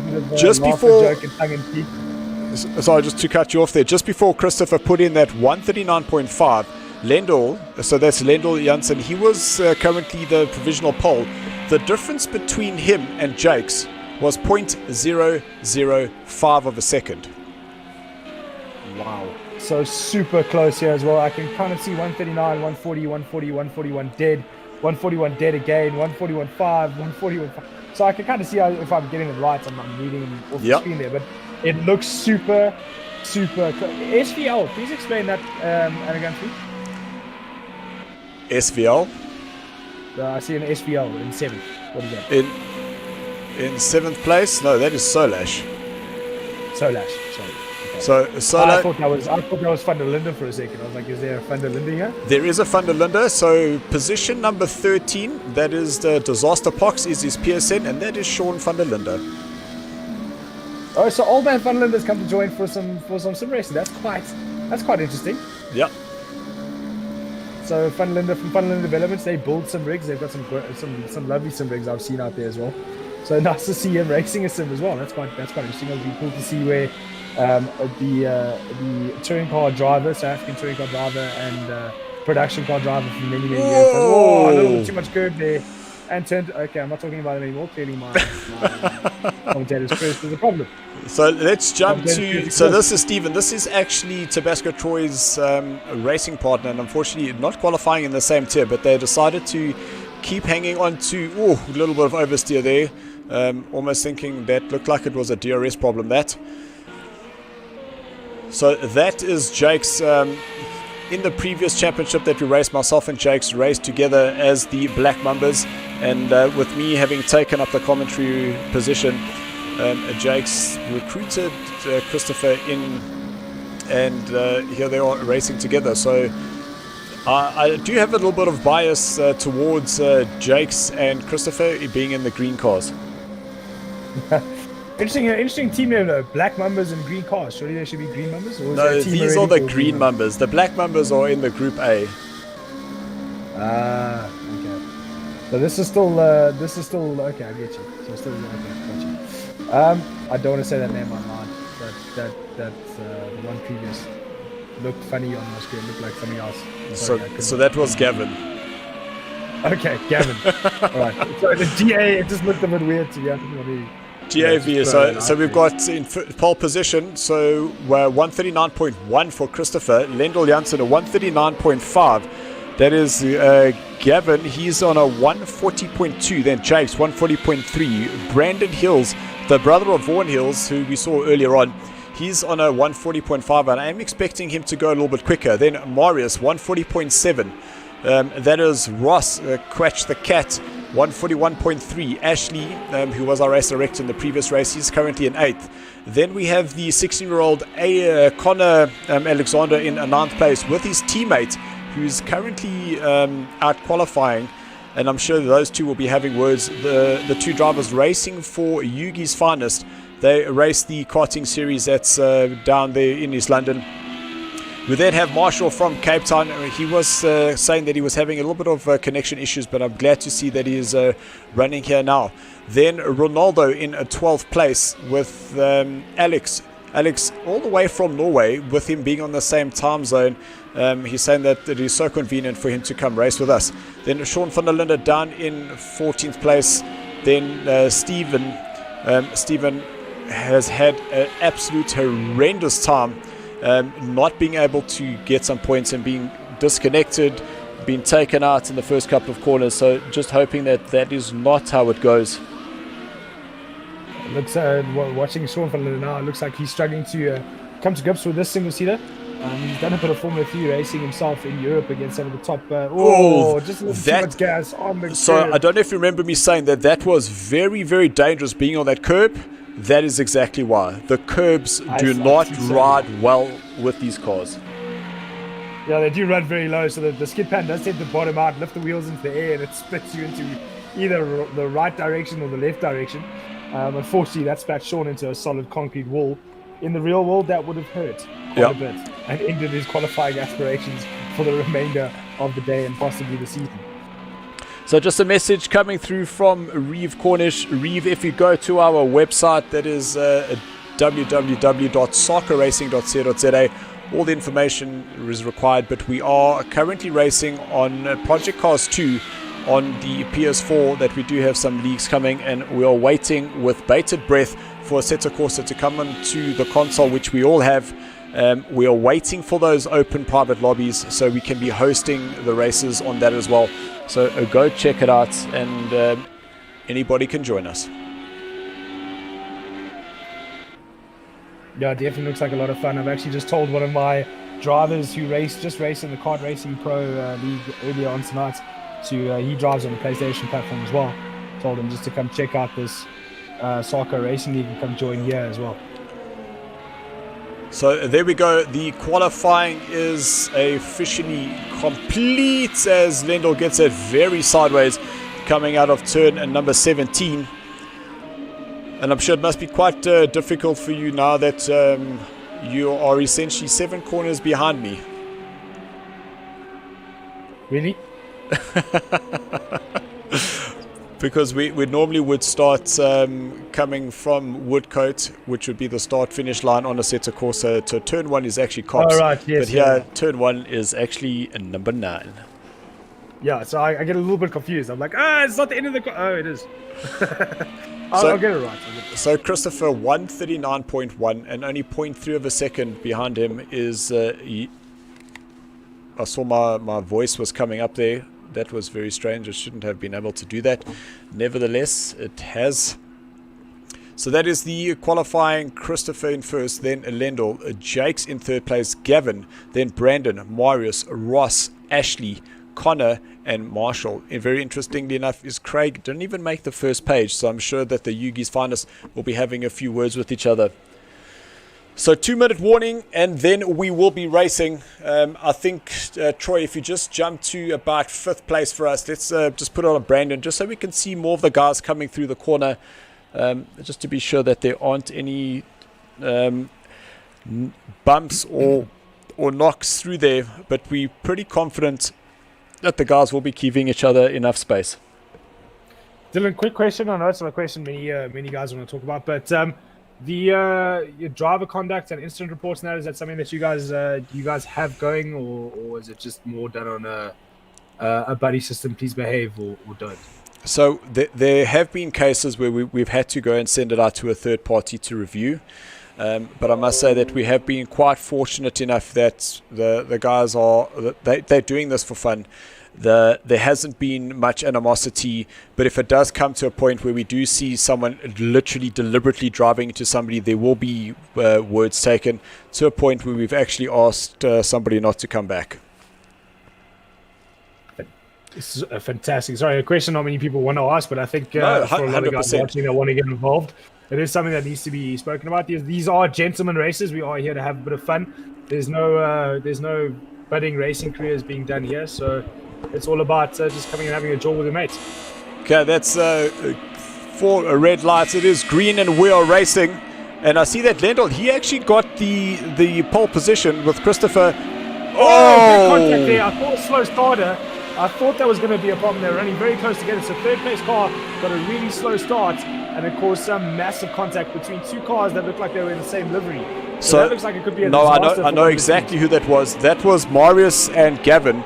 So they got very close to each other there, and I think wheels touched, and that was them up and over. Brandon Hills, he unfortunately is spinning around as well, so he's done. There, another driver spinner. So in that blue car, that was Ashley, so he touched too much curb there. Coming out of turn and number 5. But you'll see very tentative here through. Loss of the rear there. That looked like Stephen. That is now Stephen dropping down into 13th place. Side by side, Marshall with one of Yugi's finest drivers. That's Connor. Connor now moving himself up into 6th place. Craig is in 5th. So Craig's having an absolute cracker because he wasn't even in the top 10. And here he is circulating in 5th place. Yeah, I was about to say, I heard you talking about those two cars being outside the top 10, and now they're running inside the top 6. So quite a good start from them. But it was interesting to see those guys actually catch those slides. A lot of those slides in the previous race would have ended in tears, and it looked like now they were able to actually get a hold of them and keep those cars in a straight line. So kudos to them. And these cars definitely look hard to drive. But there are those green cars you were talking about earlier, one out in the front. Lima is in 2nd. Lima is... So Lima is Lendl. So Lendl there in 2nd place, chasing down our leader at the moment. My stream has frozen for 2 seconds. Just hang on a second. So there we go. Lendl starting to close down on the back of Christopher. 0.4 of a second. And Troy, just see if you can get the speedo up for us, just so we can see the speed differential of those guys going around the track. Thank you very much. And you can see Lendl had that DRS open very, very far. That means going through turn number 1, that DRS was open. So that is pretty interesting to see. But now Lendl, you see, opens up that DRS. Then we'll start seeing that speed just climbing up. You should be able to get to around 270 kilometers an hour on the brakes coming now through Brooklands. You know, it's interesting to see that DRS does give you quite a bit of an advantage, but it looks like in these cars that when they jump on the brakes, the cars don't seem to like having that DRS open. They actually use a bit on the exit. I've noticed it a lot of times when you're watching cars with DRS and the car in front not having. the car following does struggle to get out of the corner again once they've gotten on the brakes. I don't know whether that's them just adjusting to having that little bit more speed going in and running a bit wide, or if it does actually. Oh, running wide there was third place driver. That was Jake. So Jake's has dropped down. That's put our Scottish international Dr. Ross Whitehead. He's now moved himself up into third place. So Dr. Whitehead there getting himself at third place ahead of Jake's. Jake's is running a little bit wide there. That curve does tend to suck you in as well. So when you run the two wheels onto the curve, it actually sucks you even further wider. So it's difficult to keep that car on the circuit once you've run in a little bit too hot or a little bit too late in the turn. So Ross doing an awesome job there as he comes through the veil. Let's see, no lockups. But as these tires start wearing, that's when the lockups start happening. And all you're doing is you're just adding more and more damage to the tire, and you're just wearing it even faster. And quite interestingly enough, I'm looking at the fuel. It looks like Ross is running a lighter load of fuel. Jake's very wide there, but I think he will be able to get away with that.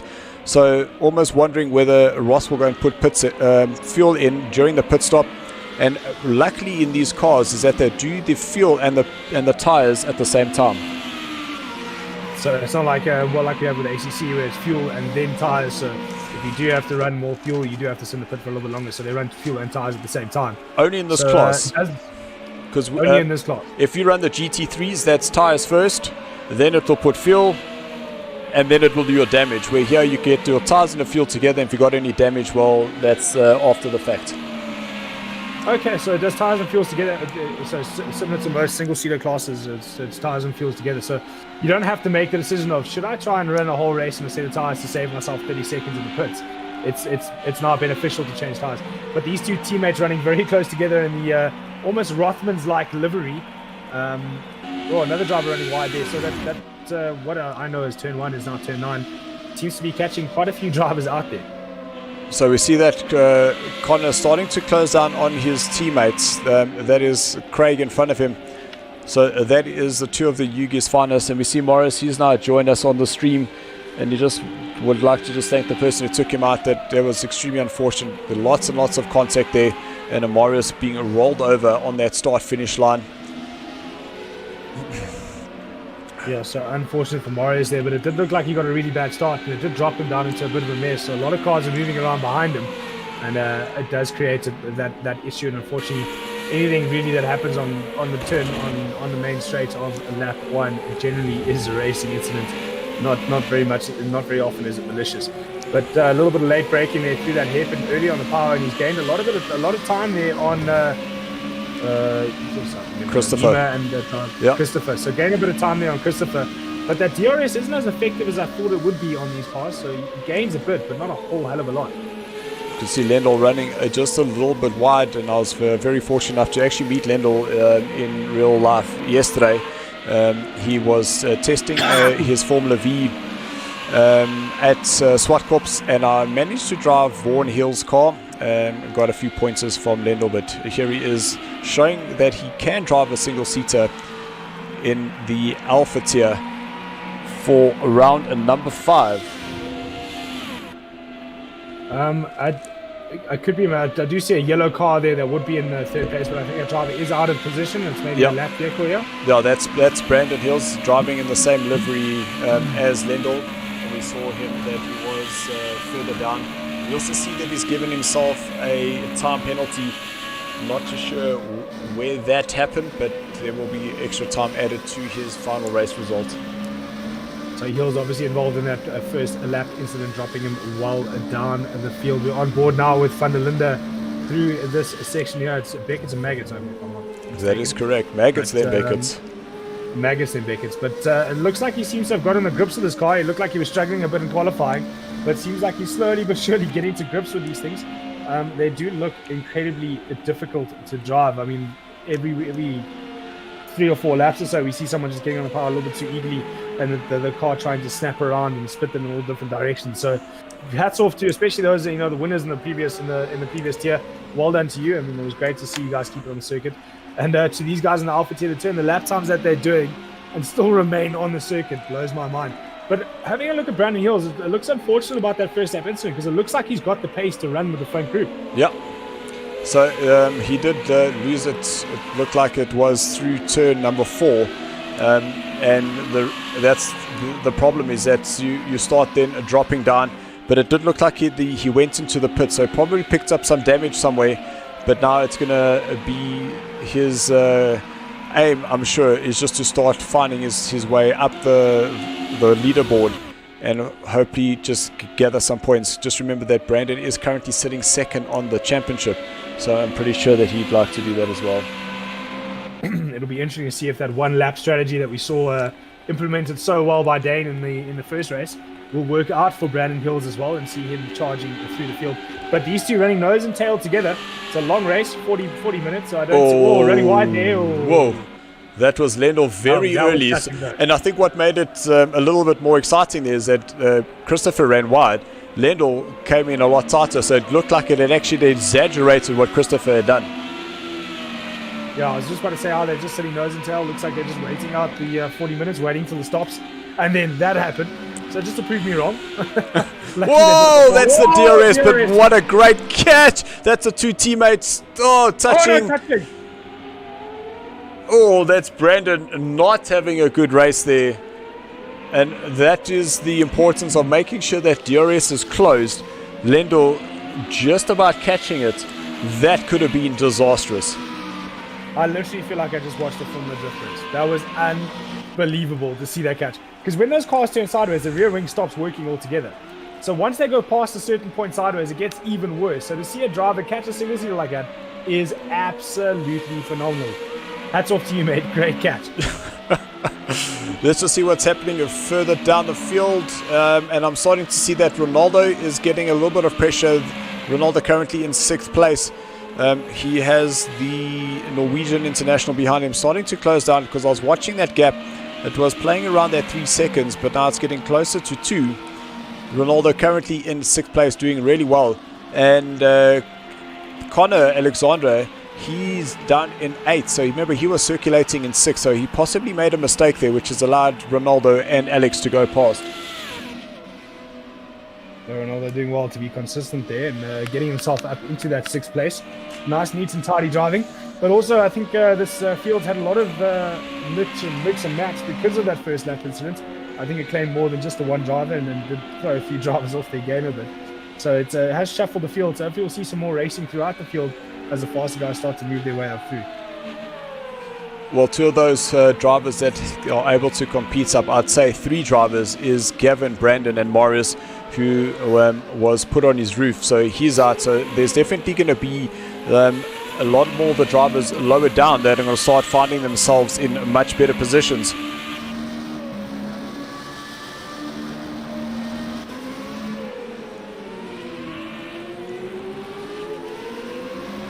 Sorry, I just had a bit of a mic issue there. I'm wambling away and nothing seems to be happening. And I check my green lights not coming on. Sorry about that.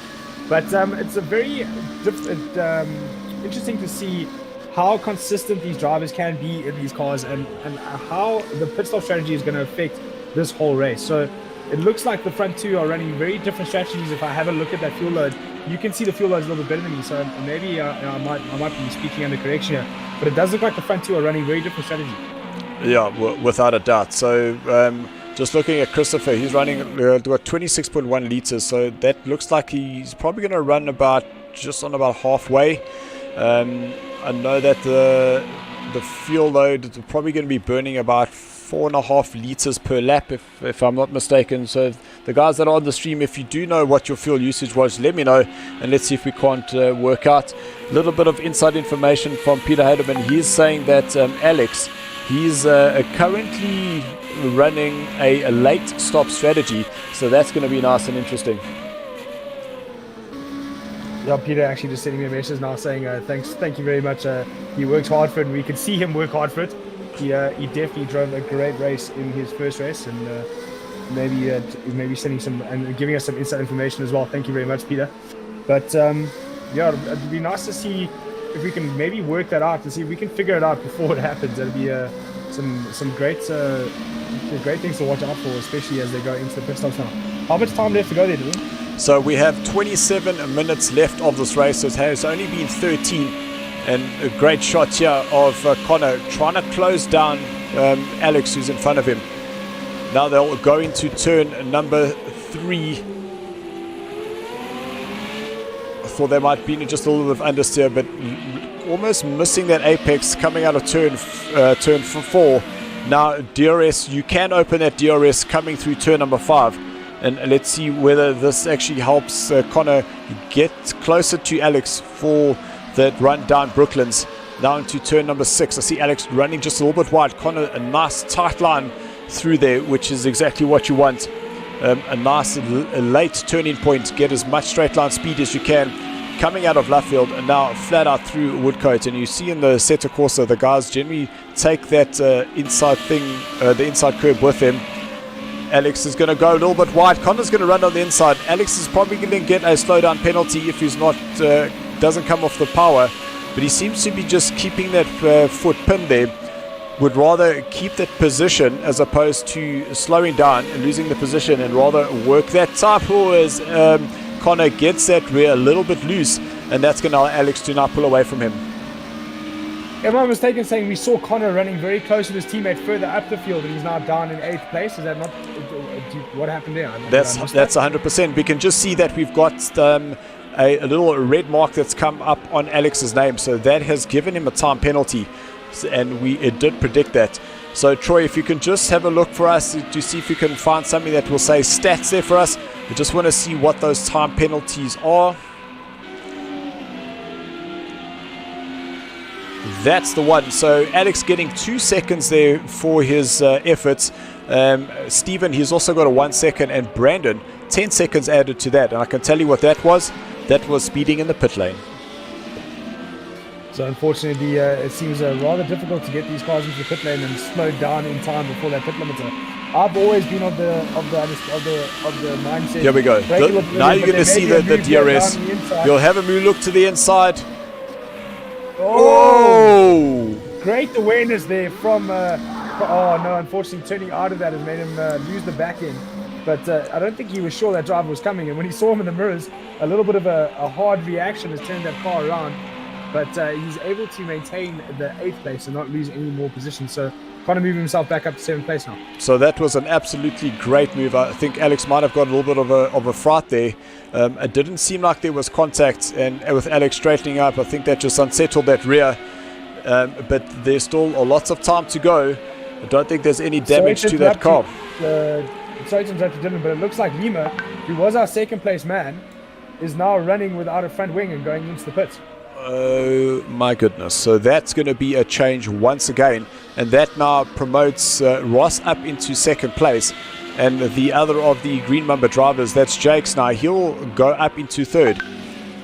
But I see he's also got a time penalty to his name now as well. So time penalty for Jakes, and the front wing missing off our previous 2nd place man, and Jakes hasn't moved up a position. Oh, he has now, and the red mark's gone. That's very confusing. Sorry, I'm obviously looking at the wrong information.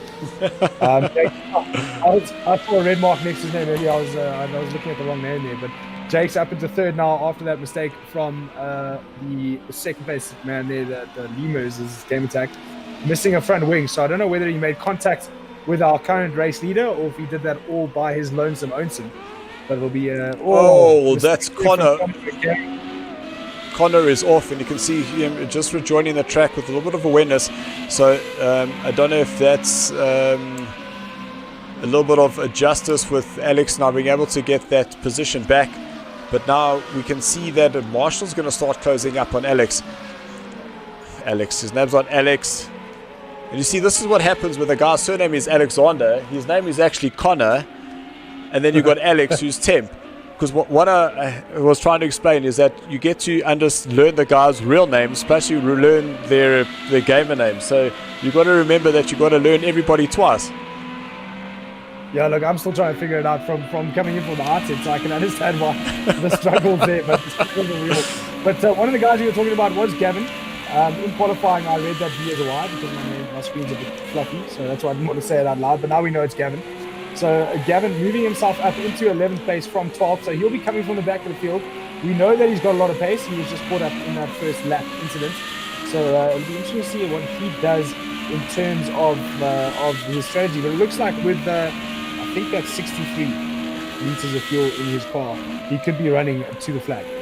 Yeah, I think that's exactly probably what his strategy is going to be. He's with that little bit of, I'd say a little bit of contact, but landed up putting Morris on his roof. So he definitely would have had to adjust that strategy. So he would be running to the end. Just having a look at Marshall, he had 11 liters, so he's probably got about 2.5 laps left of fuel. So he'll have to be coming in. Just having a look at the stream. Morris is saying that it looks like that there was contact between Alex and Connor. So from where we were, I wasn't quite sure. But nevertheless, there they are racing, and their guys have changed positions once again. Alex is into 6th, Marshall's in 7th, Lendl dropping down to 8th place. But now we must just remember that he has pitted. Connor's in 9th, Ashley down in 10th. He also had to go into the pits. This is Gavin starting to put pressure on Ashley, decides not to have a dive down, going into turn number 16. Now out of turn 17, we'll just see when that DRS will come open. So as Gavin goes on the straight, the DRS should pop on. So he's chosen not to. There it is now. A little tap off. And interestingly enough, holding that DRS open, that was quite late, unless there was just a little bit of a delay for showing that indicator. We'll look to the inside, and no, not close enough. And now come out of turn number 4. He definitely got the drive out of turn 4 though, but he has lost, actually, I'm sorry, I was mistaken, he's lost a car link. So he's going to need DRS to bring that car link back. But it looks like the slipstream only starts working once you're within a car link with the car in front of you. So he's unable to just bring that in there. But great corner speed through the left and down the inside. Down on the inside, that was extremely close, almost losing that rear. But Ashley, having the faster outside line there, was able to defend that place. But that is absolutely great wheel-to-wheel action there. And Ashley is able to survive for just a couple more corners. But Gavin getting a great drive with him coming through turn number 9. But that's going to put him on the outside for Maggots and Beckett. He's going to run it wide. Oh! Contact, that was always going to happen. And again, contact. And it looks like someone's lost a wheel there. So a rear wheel on that car there that we're on board with now is missing. And Gavin sticking his nose into the wall. So a driver we predicted would be coming through the field was trying to do so, and has unfortunately dropped himself even further down. So that's very unfortunate to see. We don't like it when we have a contact like that. Now Ashley, unfortunately, without a wheel, and I'm sure Gavin's going to be carrying a lot of damage there. So what was going to be a one-stop strategy for Gavin has now turned into a two-stopper, and poor Ashley has to try and limp that car back on 3 wheels. We saw Troy do it, but whether or not Gavin's going to attempt it is another. Ashley's going to attempt it is another story. Is that Craig? Is down in 8th place.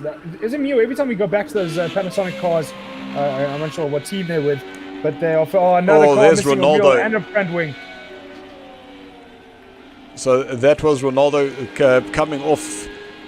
Not too sure where this is, the Pirelli sign. So that means that he's coming down through Stowe, turn number 15. You can see him just cutting across the track, getting himself off the racing line. So another race of attrition here. A lot of cars disappearing into walls and off into the grass at the moment. I think we're on board now. Is that 2nd place, if I'm not mistaken? So yes, that is Alex in 2nd place, but we have seen that Ross, Jakes and now Marshall are in the pits. So Alex here currently in 2nd will still need to pit. And what I'm seeing is that Lendl's starting to move himself up the order. So he has pitted, so he is currently got a couple of seconds to close up on the 4th place driver, Jakes. So Jakes has gone. I'm assuming Jakes has gone to the pits because he was in 4th in the early parts of the race, so he's already pitted. Lindell behind him. So Lindell obviously lost a bit of time in the pits, having to replace that wing. So that's unfortunately dropped him down further back than what he was. And the Doctor still remains in that 3rd place. So Alex will still need to pit. That'll promote these two drivers up to 2nd and 3rd. And has our race leader pitted yet? It doesn't look like it from my side.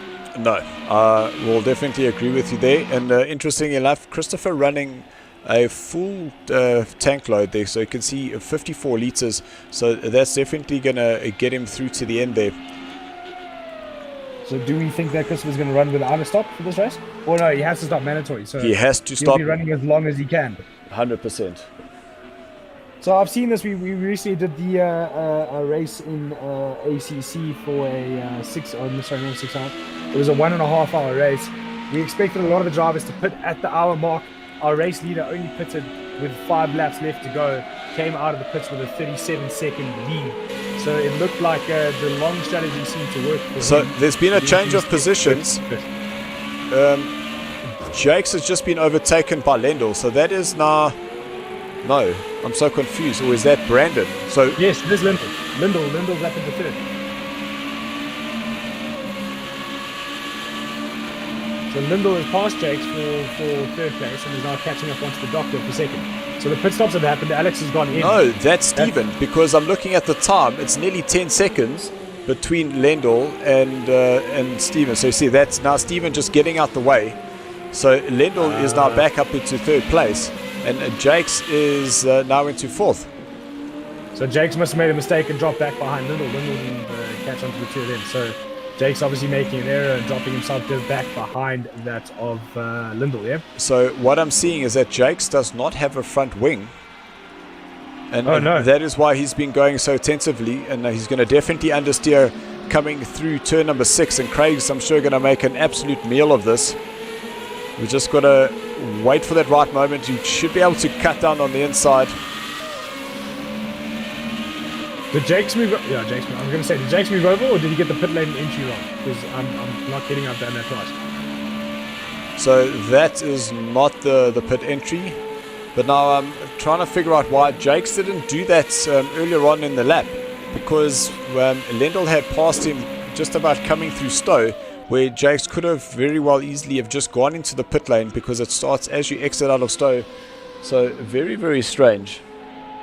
So maybe Jakes got the pit entries wrong because it did look like now when he got past that he was actually looking to go into a pit lane that didn't exist. The lane is there, but it's not the right one. So maybe just getting a bit of a confusion there between the two pit lanes, not pitting early enough to change that front wing. I don't know. It's an assumption. I could be completely wrong. But trying to finish the rest of the lap now without a front wing, and like you said, that's 10 seconds a lap you lose. So he's going to lose a massive time on the rest of the field now. So our race leader, Christopher, and seeing on the stream, Morris has been watching this race like a hawk. So thank you very much, Morris, saying that Christopher has pitted. So that's really great to see. And there's Jakes doing another lap. I'm not quite sure what he's trying to do there. Ooh. Going straight on there was Craig. No, that was Connor. And it's Craig who's actually ahead of him. Connor going straight on, going into turn number 1. interesting to see why that why you would continue without a front wing. Very strange. Because I do believe that Jakes is going to be losing way too much time now. And the likes of Marshall and Brandon are going to start closing up on the rear as Connor has a little bit of a moment there. You can see how that rear just twitched on him. And he was very, very unhappy under throttle. I mean, it looks like they just want to light the rears up wherever they can. So 500 horsepower in these light chassis is a bit of a handful for almost anyone. So you can see every time these guys get on the power, especially with that was Gavin hitting that curb coming out of Cops, and he unfortunately not having a good race here. No, not the first time we've seen Gavin unfortunately go off the track. He's been involved in a couple of incidents. He still maintains 11th place, but we saw him involved in the first lap incident and another incident with Ashley, and then again just losing it through Cops there on just grabbing a little bit too much curb. But interesting to see Jake still out there without his front wing. And I cannot answer why, because he surely you can see his previous lap was at 2 minutes, so that's 19 seconds that he's effectively losing to the fastest car. So Troy, just give us Jakes here, please. But this is him now coming through the last 2 corners, so he would have missed the pit entry already. And let's see. You cross the line, so 157. So he's still losing 16 seconds to the car in front, the race leader. So if we compare that to Connor, who's ahead of him, that's 10 seconds that he has now lost. And he's fully aware that his car is ailing because he's letting people run past him. So that is Ronaldo that's just gone past him. So he wasn't fighting Ronaldo for a place because Ronaldo down in 11th place. But you can see him understeering as he goes through turn number 5. Yeah, those tyres aren't going to last for very much longer as well without the downforce. I mean, he's going to wear those tyres massively as another driver comes onto the back of him there. He's almost going to stop the car to get it to turn. So maybe he wants to reverse it into the wall and turn it into a Formula Ford and move the rear wing as well. There he goes for the pit lane again, but it's the wrong pit lane. So, no, I'm pretty sure that he would know where the pit lane is. Unless he is looking for it, but there's clearly a red wall there. I think he was just trying to get out the way and allowing Marshall to go around him. But now he does have Brandon 40 seconds behind him. So unless he thinks that he can maintain that gap. Currently he's sitting in 7th place, so maybe trying to maintain a gap to Brandon. But how long is a pit stop? It can't be anything more than 30 seconds. So the damage that he would have sustained on the front of the car, that is what we need to be aware of. But let's see whether if he tightens up, he's got to keep right. There's the pit entry right in front of him. We see once again he chooses not to go there. So he's definitely looks like he wants to bring this car home with 10 minutes to go. Brandon Hills is going to be closing down. There's a 40-second gap between himself and Brandon. So 10 minutes to go. So what? It's about 5 laps. He's losing way more than 10 seconds a lap. Brandon will be on him in the next 2-3 laps. So that is that's 14 seconds that Jakes is now losing to Brandon. Very, very interesting to see as to why. I'd love to know what's going on inside that driver's head to try and finish without a front wing. Because he's obviously done his stop, so he doesn't pit lane. I'd love to know where that front wing came off as well. Yeah, I'm not sure, but you can just see the speed differential that coming out of here. That not able to get that power down. The exit speed is around about just on about 160 when you get it right, and definitely not carrying that straight line speed either. So you can hear a car going through the inside, and I believe that is one of the Rough Riders. That was Sean van der Linde. So I think Sean just unlapping himself. Yeah, it looks as now like Jakes has gone up to 6th he's gone from 7th to 6th when we were last on board with him. The last time we were on board with him he was 7th, he's now 6th. So I don't know where he gained a place from, maybe just someone in the pits as well. So he's still sitting in 6th place. But as you said, under threat from Brandon, but bearing in mind Brandon has a 10-second penalty. So he's not only 40 seconds behind, he's 40 seconds plus 10. So that might be where Jakes is getting the idea to stay out. And if that is the case, he has 10 minutes, just under 10 minutes or 9 minutes now. So looking at the lap times that the guys will be able to get about 6 laps in.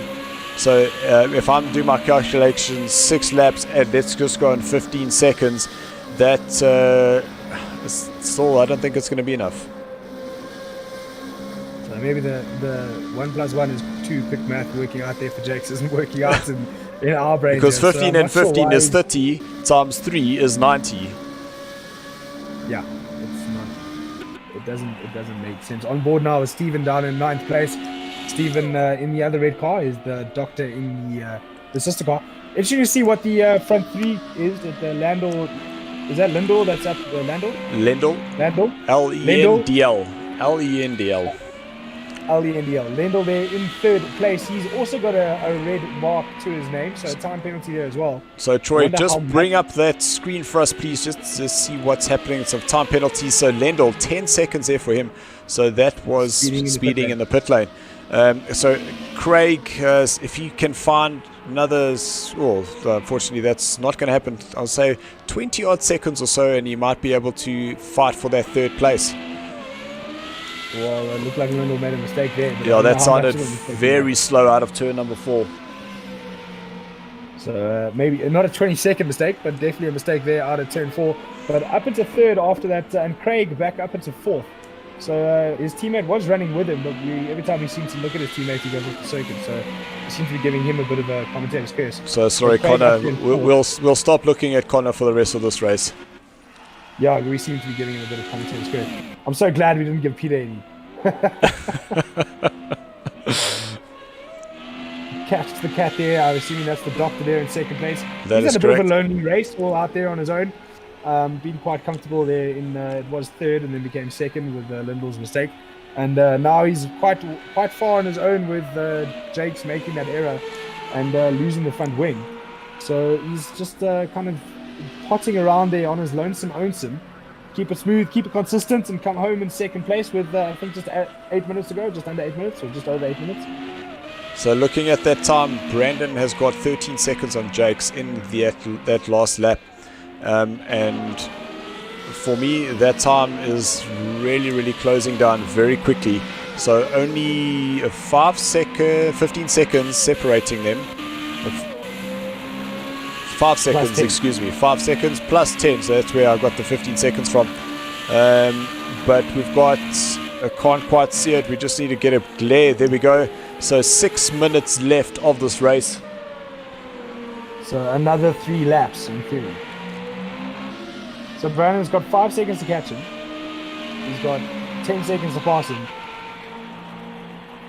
So he's got to get past him and gain 10 seconds. So he's basically going to catch him in a lap and pass him in a lap. Get past him and have a lap ahead of him. If you understand what I'm saying. So a lap to catch him and then a lap to be ahead of him. Yeah, got you. There they are, there, yeah, right on top got of you. each other.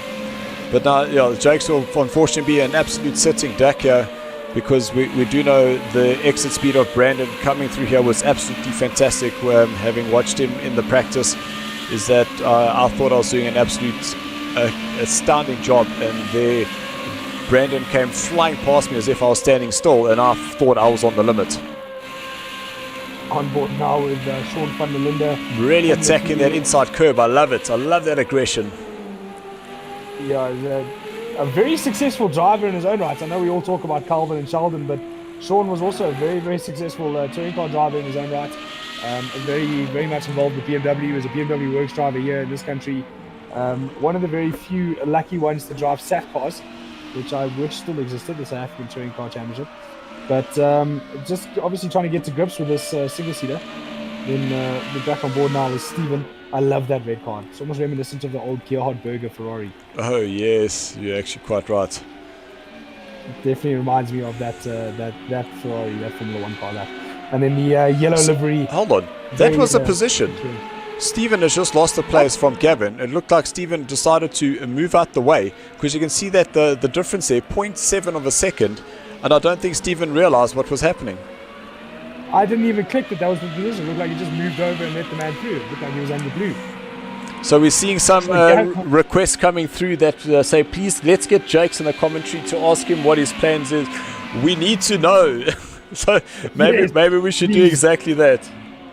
Someone give him a phone call quickly. What's his WhatsApp number? I'll send him a WhatsApp. I need to know what the plan was to run. How far is 8th behind him? We're looking at 9th. How far is 8th behind Jakes? Let's have a look. Jakes is... Oh, that's going to be close, because that's just about 12 seconds now. So Jakes in his mind thinks if he goes in and changes the wing, which is, that curb, that it actually gives me PTSD. I get nervous. Mistake from Steven. So he was in 10th place. He's still in 10th place. He's going to rejoin in 10th. So he hasn't lost the place. But the throttle on these cars and the traction on these cars is catching a lot of drivers out. Whoa, Steven, what on earth was that? So we're going to have another driver who's going to bring it home with no front wing. 3 minutes to go. And I think that this track, because it is so quick and because the speeds are so high, that it just takes one little moment and that ruins your race, as you can see there. Yeah, to concentrate on these things for 40 minutes is quite a tough ask. All the 40-minute races I've done, I've actually come across being tired. Ronaldo, after having his incident, is going to move himself up into 10th place now. Steven running wide, obviously, without the front wing. There he is there. So Ronaldo moving himself up into the top 10 after his incident. But Steven, just a lapse of concentration, almost turned it into the wall, changed his mind, and then spun it around. So momentary lapse, but I'd love. So, how long would it take to change the front wing? Is my question. I think it's around about 20 seconds or so that gets added to your total pit stop, and I think the tire change and the fuel, I think it's close on about 7 to 8 seconds. So, could you do a stop without changing tires and fuel? Yes, you can. So, the stop would be 20 seconds, time in the pit lane about 30, so that's 50 seconds. I think it would have been worth it, especially considering you had about 17 minutes left. With 17 minutes left, he had a gap of 50 odd seconds, so he would have come out anywhere near Brandon, and then he could have raced until the end of the race and possibly kept his 6th place. Yep. But now he's in danger of losing 8. Well, this is Connor right behind him, and Jake's, unfortunately, he's not going to be able to have the turn-in that is going to be required for Stowe. And that's going to get exponentially worse because he's putting the tires without a front wing. So Jake's is literally just falling by the wayside. He might get away with the top 10. So it's now Gavin who's further back, and Gavin is another 20 seconds. So just Connor must just be patient, just get that straight line, and now he should be able to engage that DRS because Jake's is not going to have the downforce. You see Jake's just come off the pole there, realize that he's not going to fight Connor. So Connor now moves himself up into a 7th position. I'd really love to know what the idea was there. It doesn't make sense to, I don't know. Okay. Back row ball with Sean though. Sean moved himself up. Is that 10th place or is that 12th? So Sean is now in 12th position. Let's just look at the time. So we have 32 seconds left. If we could just jump to our race lead. But hold on, let's not go there quickly because that was Sean fighting for a place there on Steven. Oh, little lock up of the rear there. Oh, good catch. Great catch there. So there's still 11 seconds left. And it looks like Sean will be able to sneak through on the inside because Steven might understeer. And there we see it, but I'm pretty sure that Sean will line him up here. We'll go to the inside. Steven will straighten up. You can see no turn in, but great spatial awareness there for Steven. Sean running a little bit deep. That was extremely close. But now Sean will be away, and he now moves himself up into 11th place. You can see that car just understeering. We just jump to our race leader there, please. And he's actually behind this battle, so that's pretty interesting that these guys are just about going to be lapped. Chris just taking it easy. Doesn't want to throw his raceway here. Doesn't have much more lap to do. Oh, you're not a whole half a lap to do. This is not the last corner. We're now going into turn number 9. This is Cops.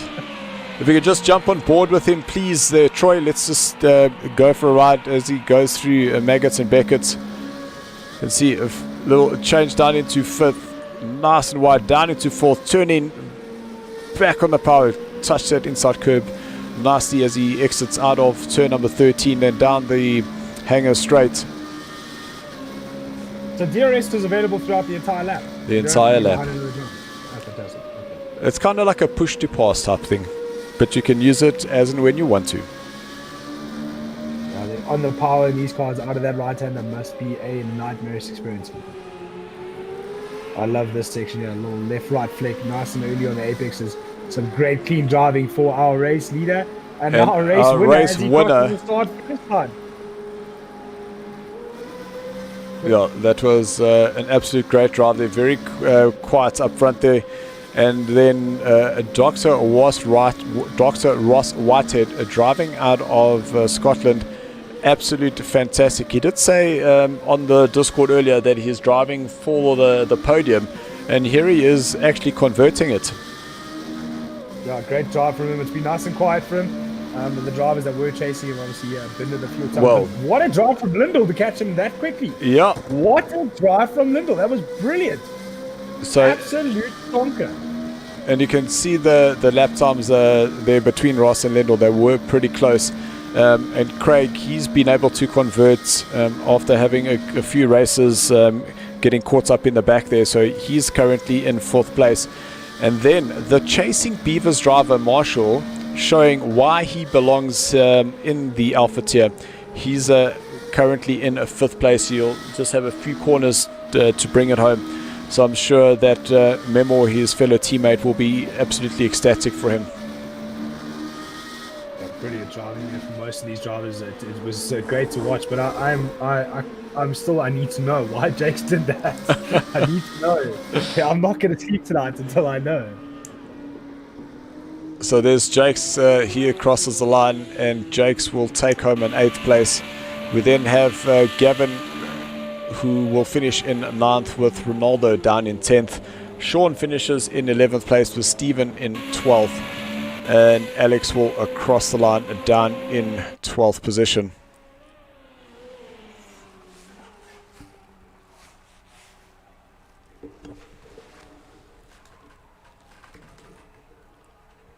So while I just prepare the guys for the post-race interviews,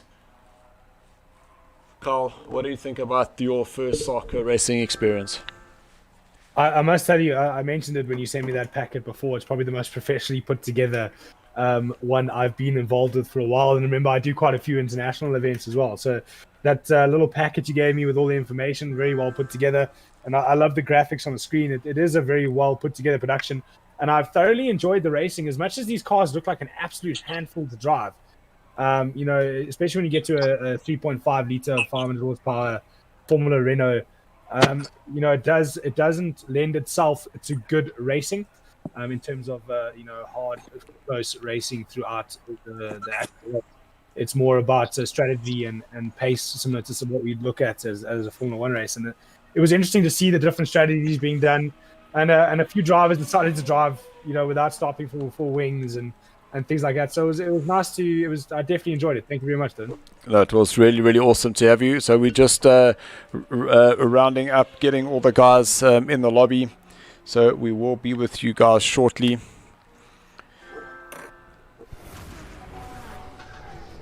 I see there are a couple. I just want to get the stream piece off my screen. There we go.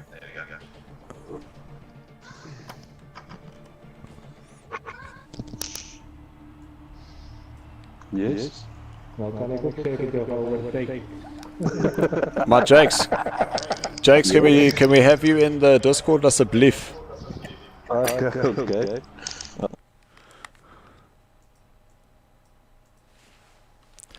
So we were able to just catch Jakes while he was still in the lobby there, so hopefully he will now come and join us.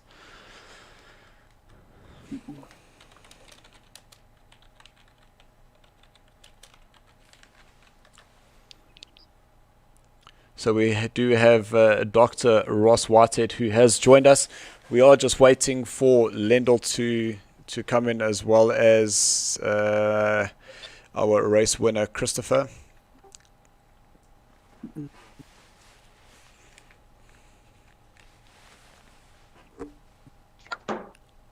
Don't know why I don't want to speak to a guy that ended up 9th place. Don't worry, my Jakes. We will keep it nice and interesting for you.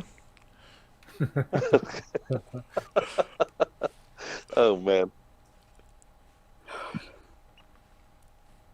So how's it, guys? We've got everybody in the lobby. Some great racing action up front. And Jakes, we would like to start with you. The guys on the stream were questioning what on earth happened there. There was quite a bit of time, and we thought that possibly going to the pits to get your nose repaired was probably the better idea. But can you just take us through what the intention was? Yes, I lost the backside at Beckett's and ended up in the wall and lost my front wing. That was a lap just after I've pitted, and I thought, no, let me carry on like this and see, because I was quite far ahead of the guy that was just behind me. Yeah. And then when I saw what my lap times were, and I calculated quickly, I should have pitted, but it was too late. Then I had to carry on. Yeah, it was a big mistake from my side. No, 100%. Look, there were guys who were asking and say, please, we want to know from Jake's what had happened, because there was just a few questions that we weren't able to ask. So, Jakes, thanks so much for following through and joining us. Let's go to third place, Lendl. Thanks, A big moment there for you. It looks like that DRS was wide open going into turn number 1, but you managed to catch it. Just clumsy mistakes for getting the DRS open at the wrong spots. Yeah, so I think I did that about 2 or 3 times in this bloody race. No, but at least it was a good race. Thanks, Ross, everybody. Very good race. You still managed to get yourself on the podium there. Great drive there for you. And let's go to... Sorry, just quick question for you, bud, from my side. From my side, quick question. Where did you actually lose your front wing? You're still talking to me? Oh, no. Yes. No, Carl, it was Jake's. He lost it coming through maggots. No, sorry, I just remember Lindell also losing it, but okay. Never mind. Okay, cool. Sorry about that. Ross, let's go to you, second place on the Discord. You were, how do you say, cocky enough to say that I'm going to stick myself on the podium, and there you are sitting in second place. What can I say? I'm a clairvoyant. Yeah, it was really good. Like, I didn't put in such a good qualifying lap. I think I started 7th. Got really lucky in the first lap. There was a bit of a calamity going into turn 1. I benefited hugely from that. I think some of the guys that I would have been battling with were taken out. Just saw some yellow cars flying through the air. Looking forward to looking at the replay. But yeah, so I was in 4th by like the second corner. Was following Jake's quite closely. I was finding it hard in the slipstream, and I think he made a little mistake, and I capitalized on that and never looked back. I just stayed on the black stuff, nice and comfortable, not exceeding my my limits or anything. But yeah, brought home the bacon. I'm so chuffed. Well done, Chris. What a Lendl. No, awesome. And then to you, Christopher. Thanks, mate. Oh, there we can hear you. That's fantastic. A great drive for you. Lendl managing to put himself on pole, but then we don't know how you do it, but your whole shot off the line is just absolutely spectacular. Please, you got to show us how to do that. Anytime. Unfortunately, in qualifying, I got a grid penalty for speeding in the pit lane. And then, the race got a good start. And Lendl was keeping me honest for quite a long time. I think he made a bit of a mistake behind me. We know exactly what it was. DRS was open through turn 1.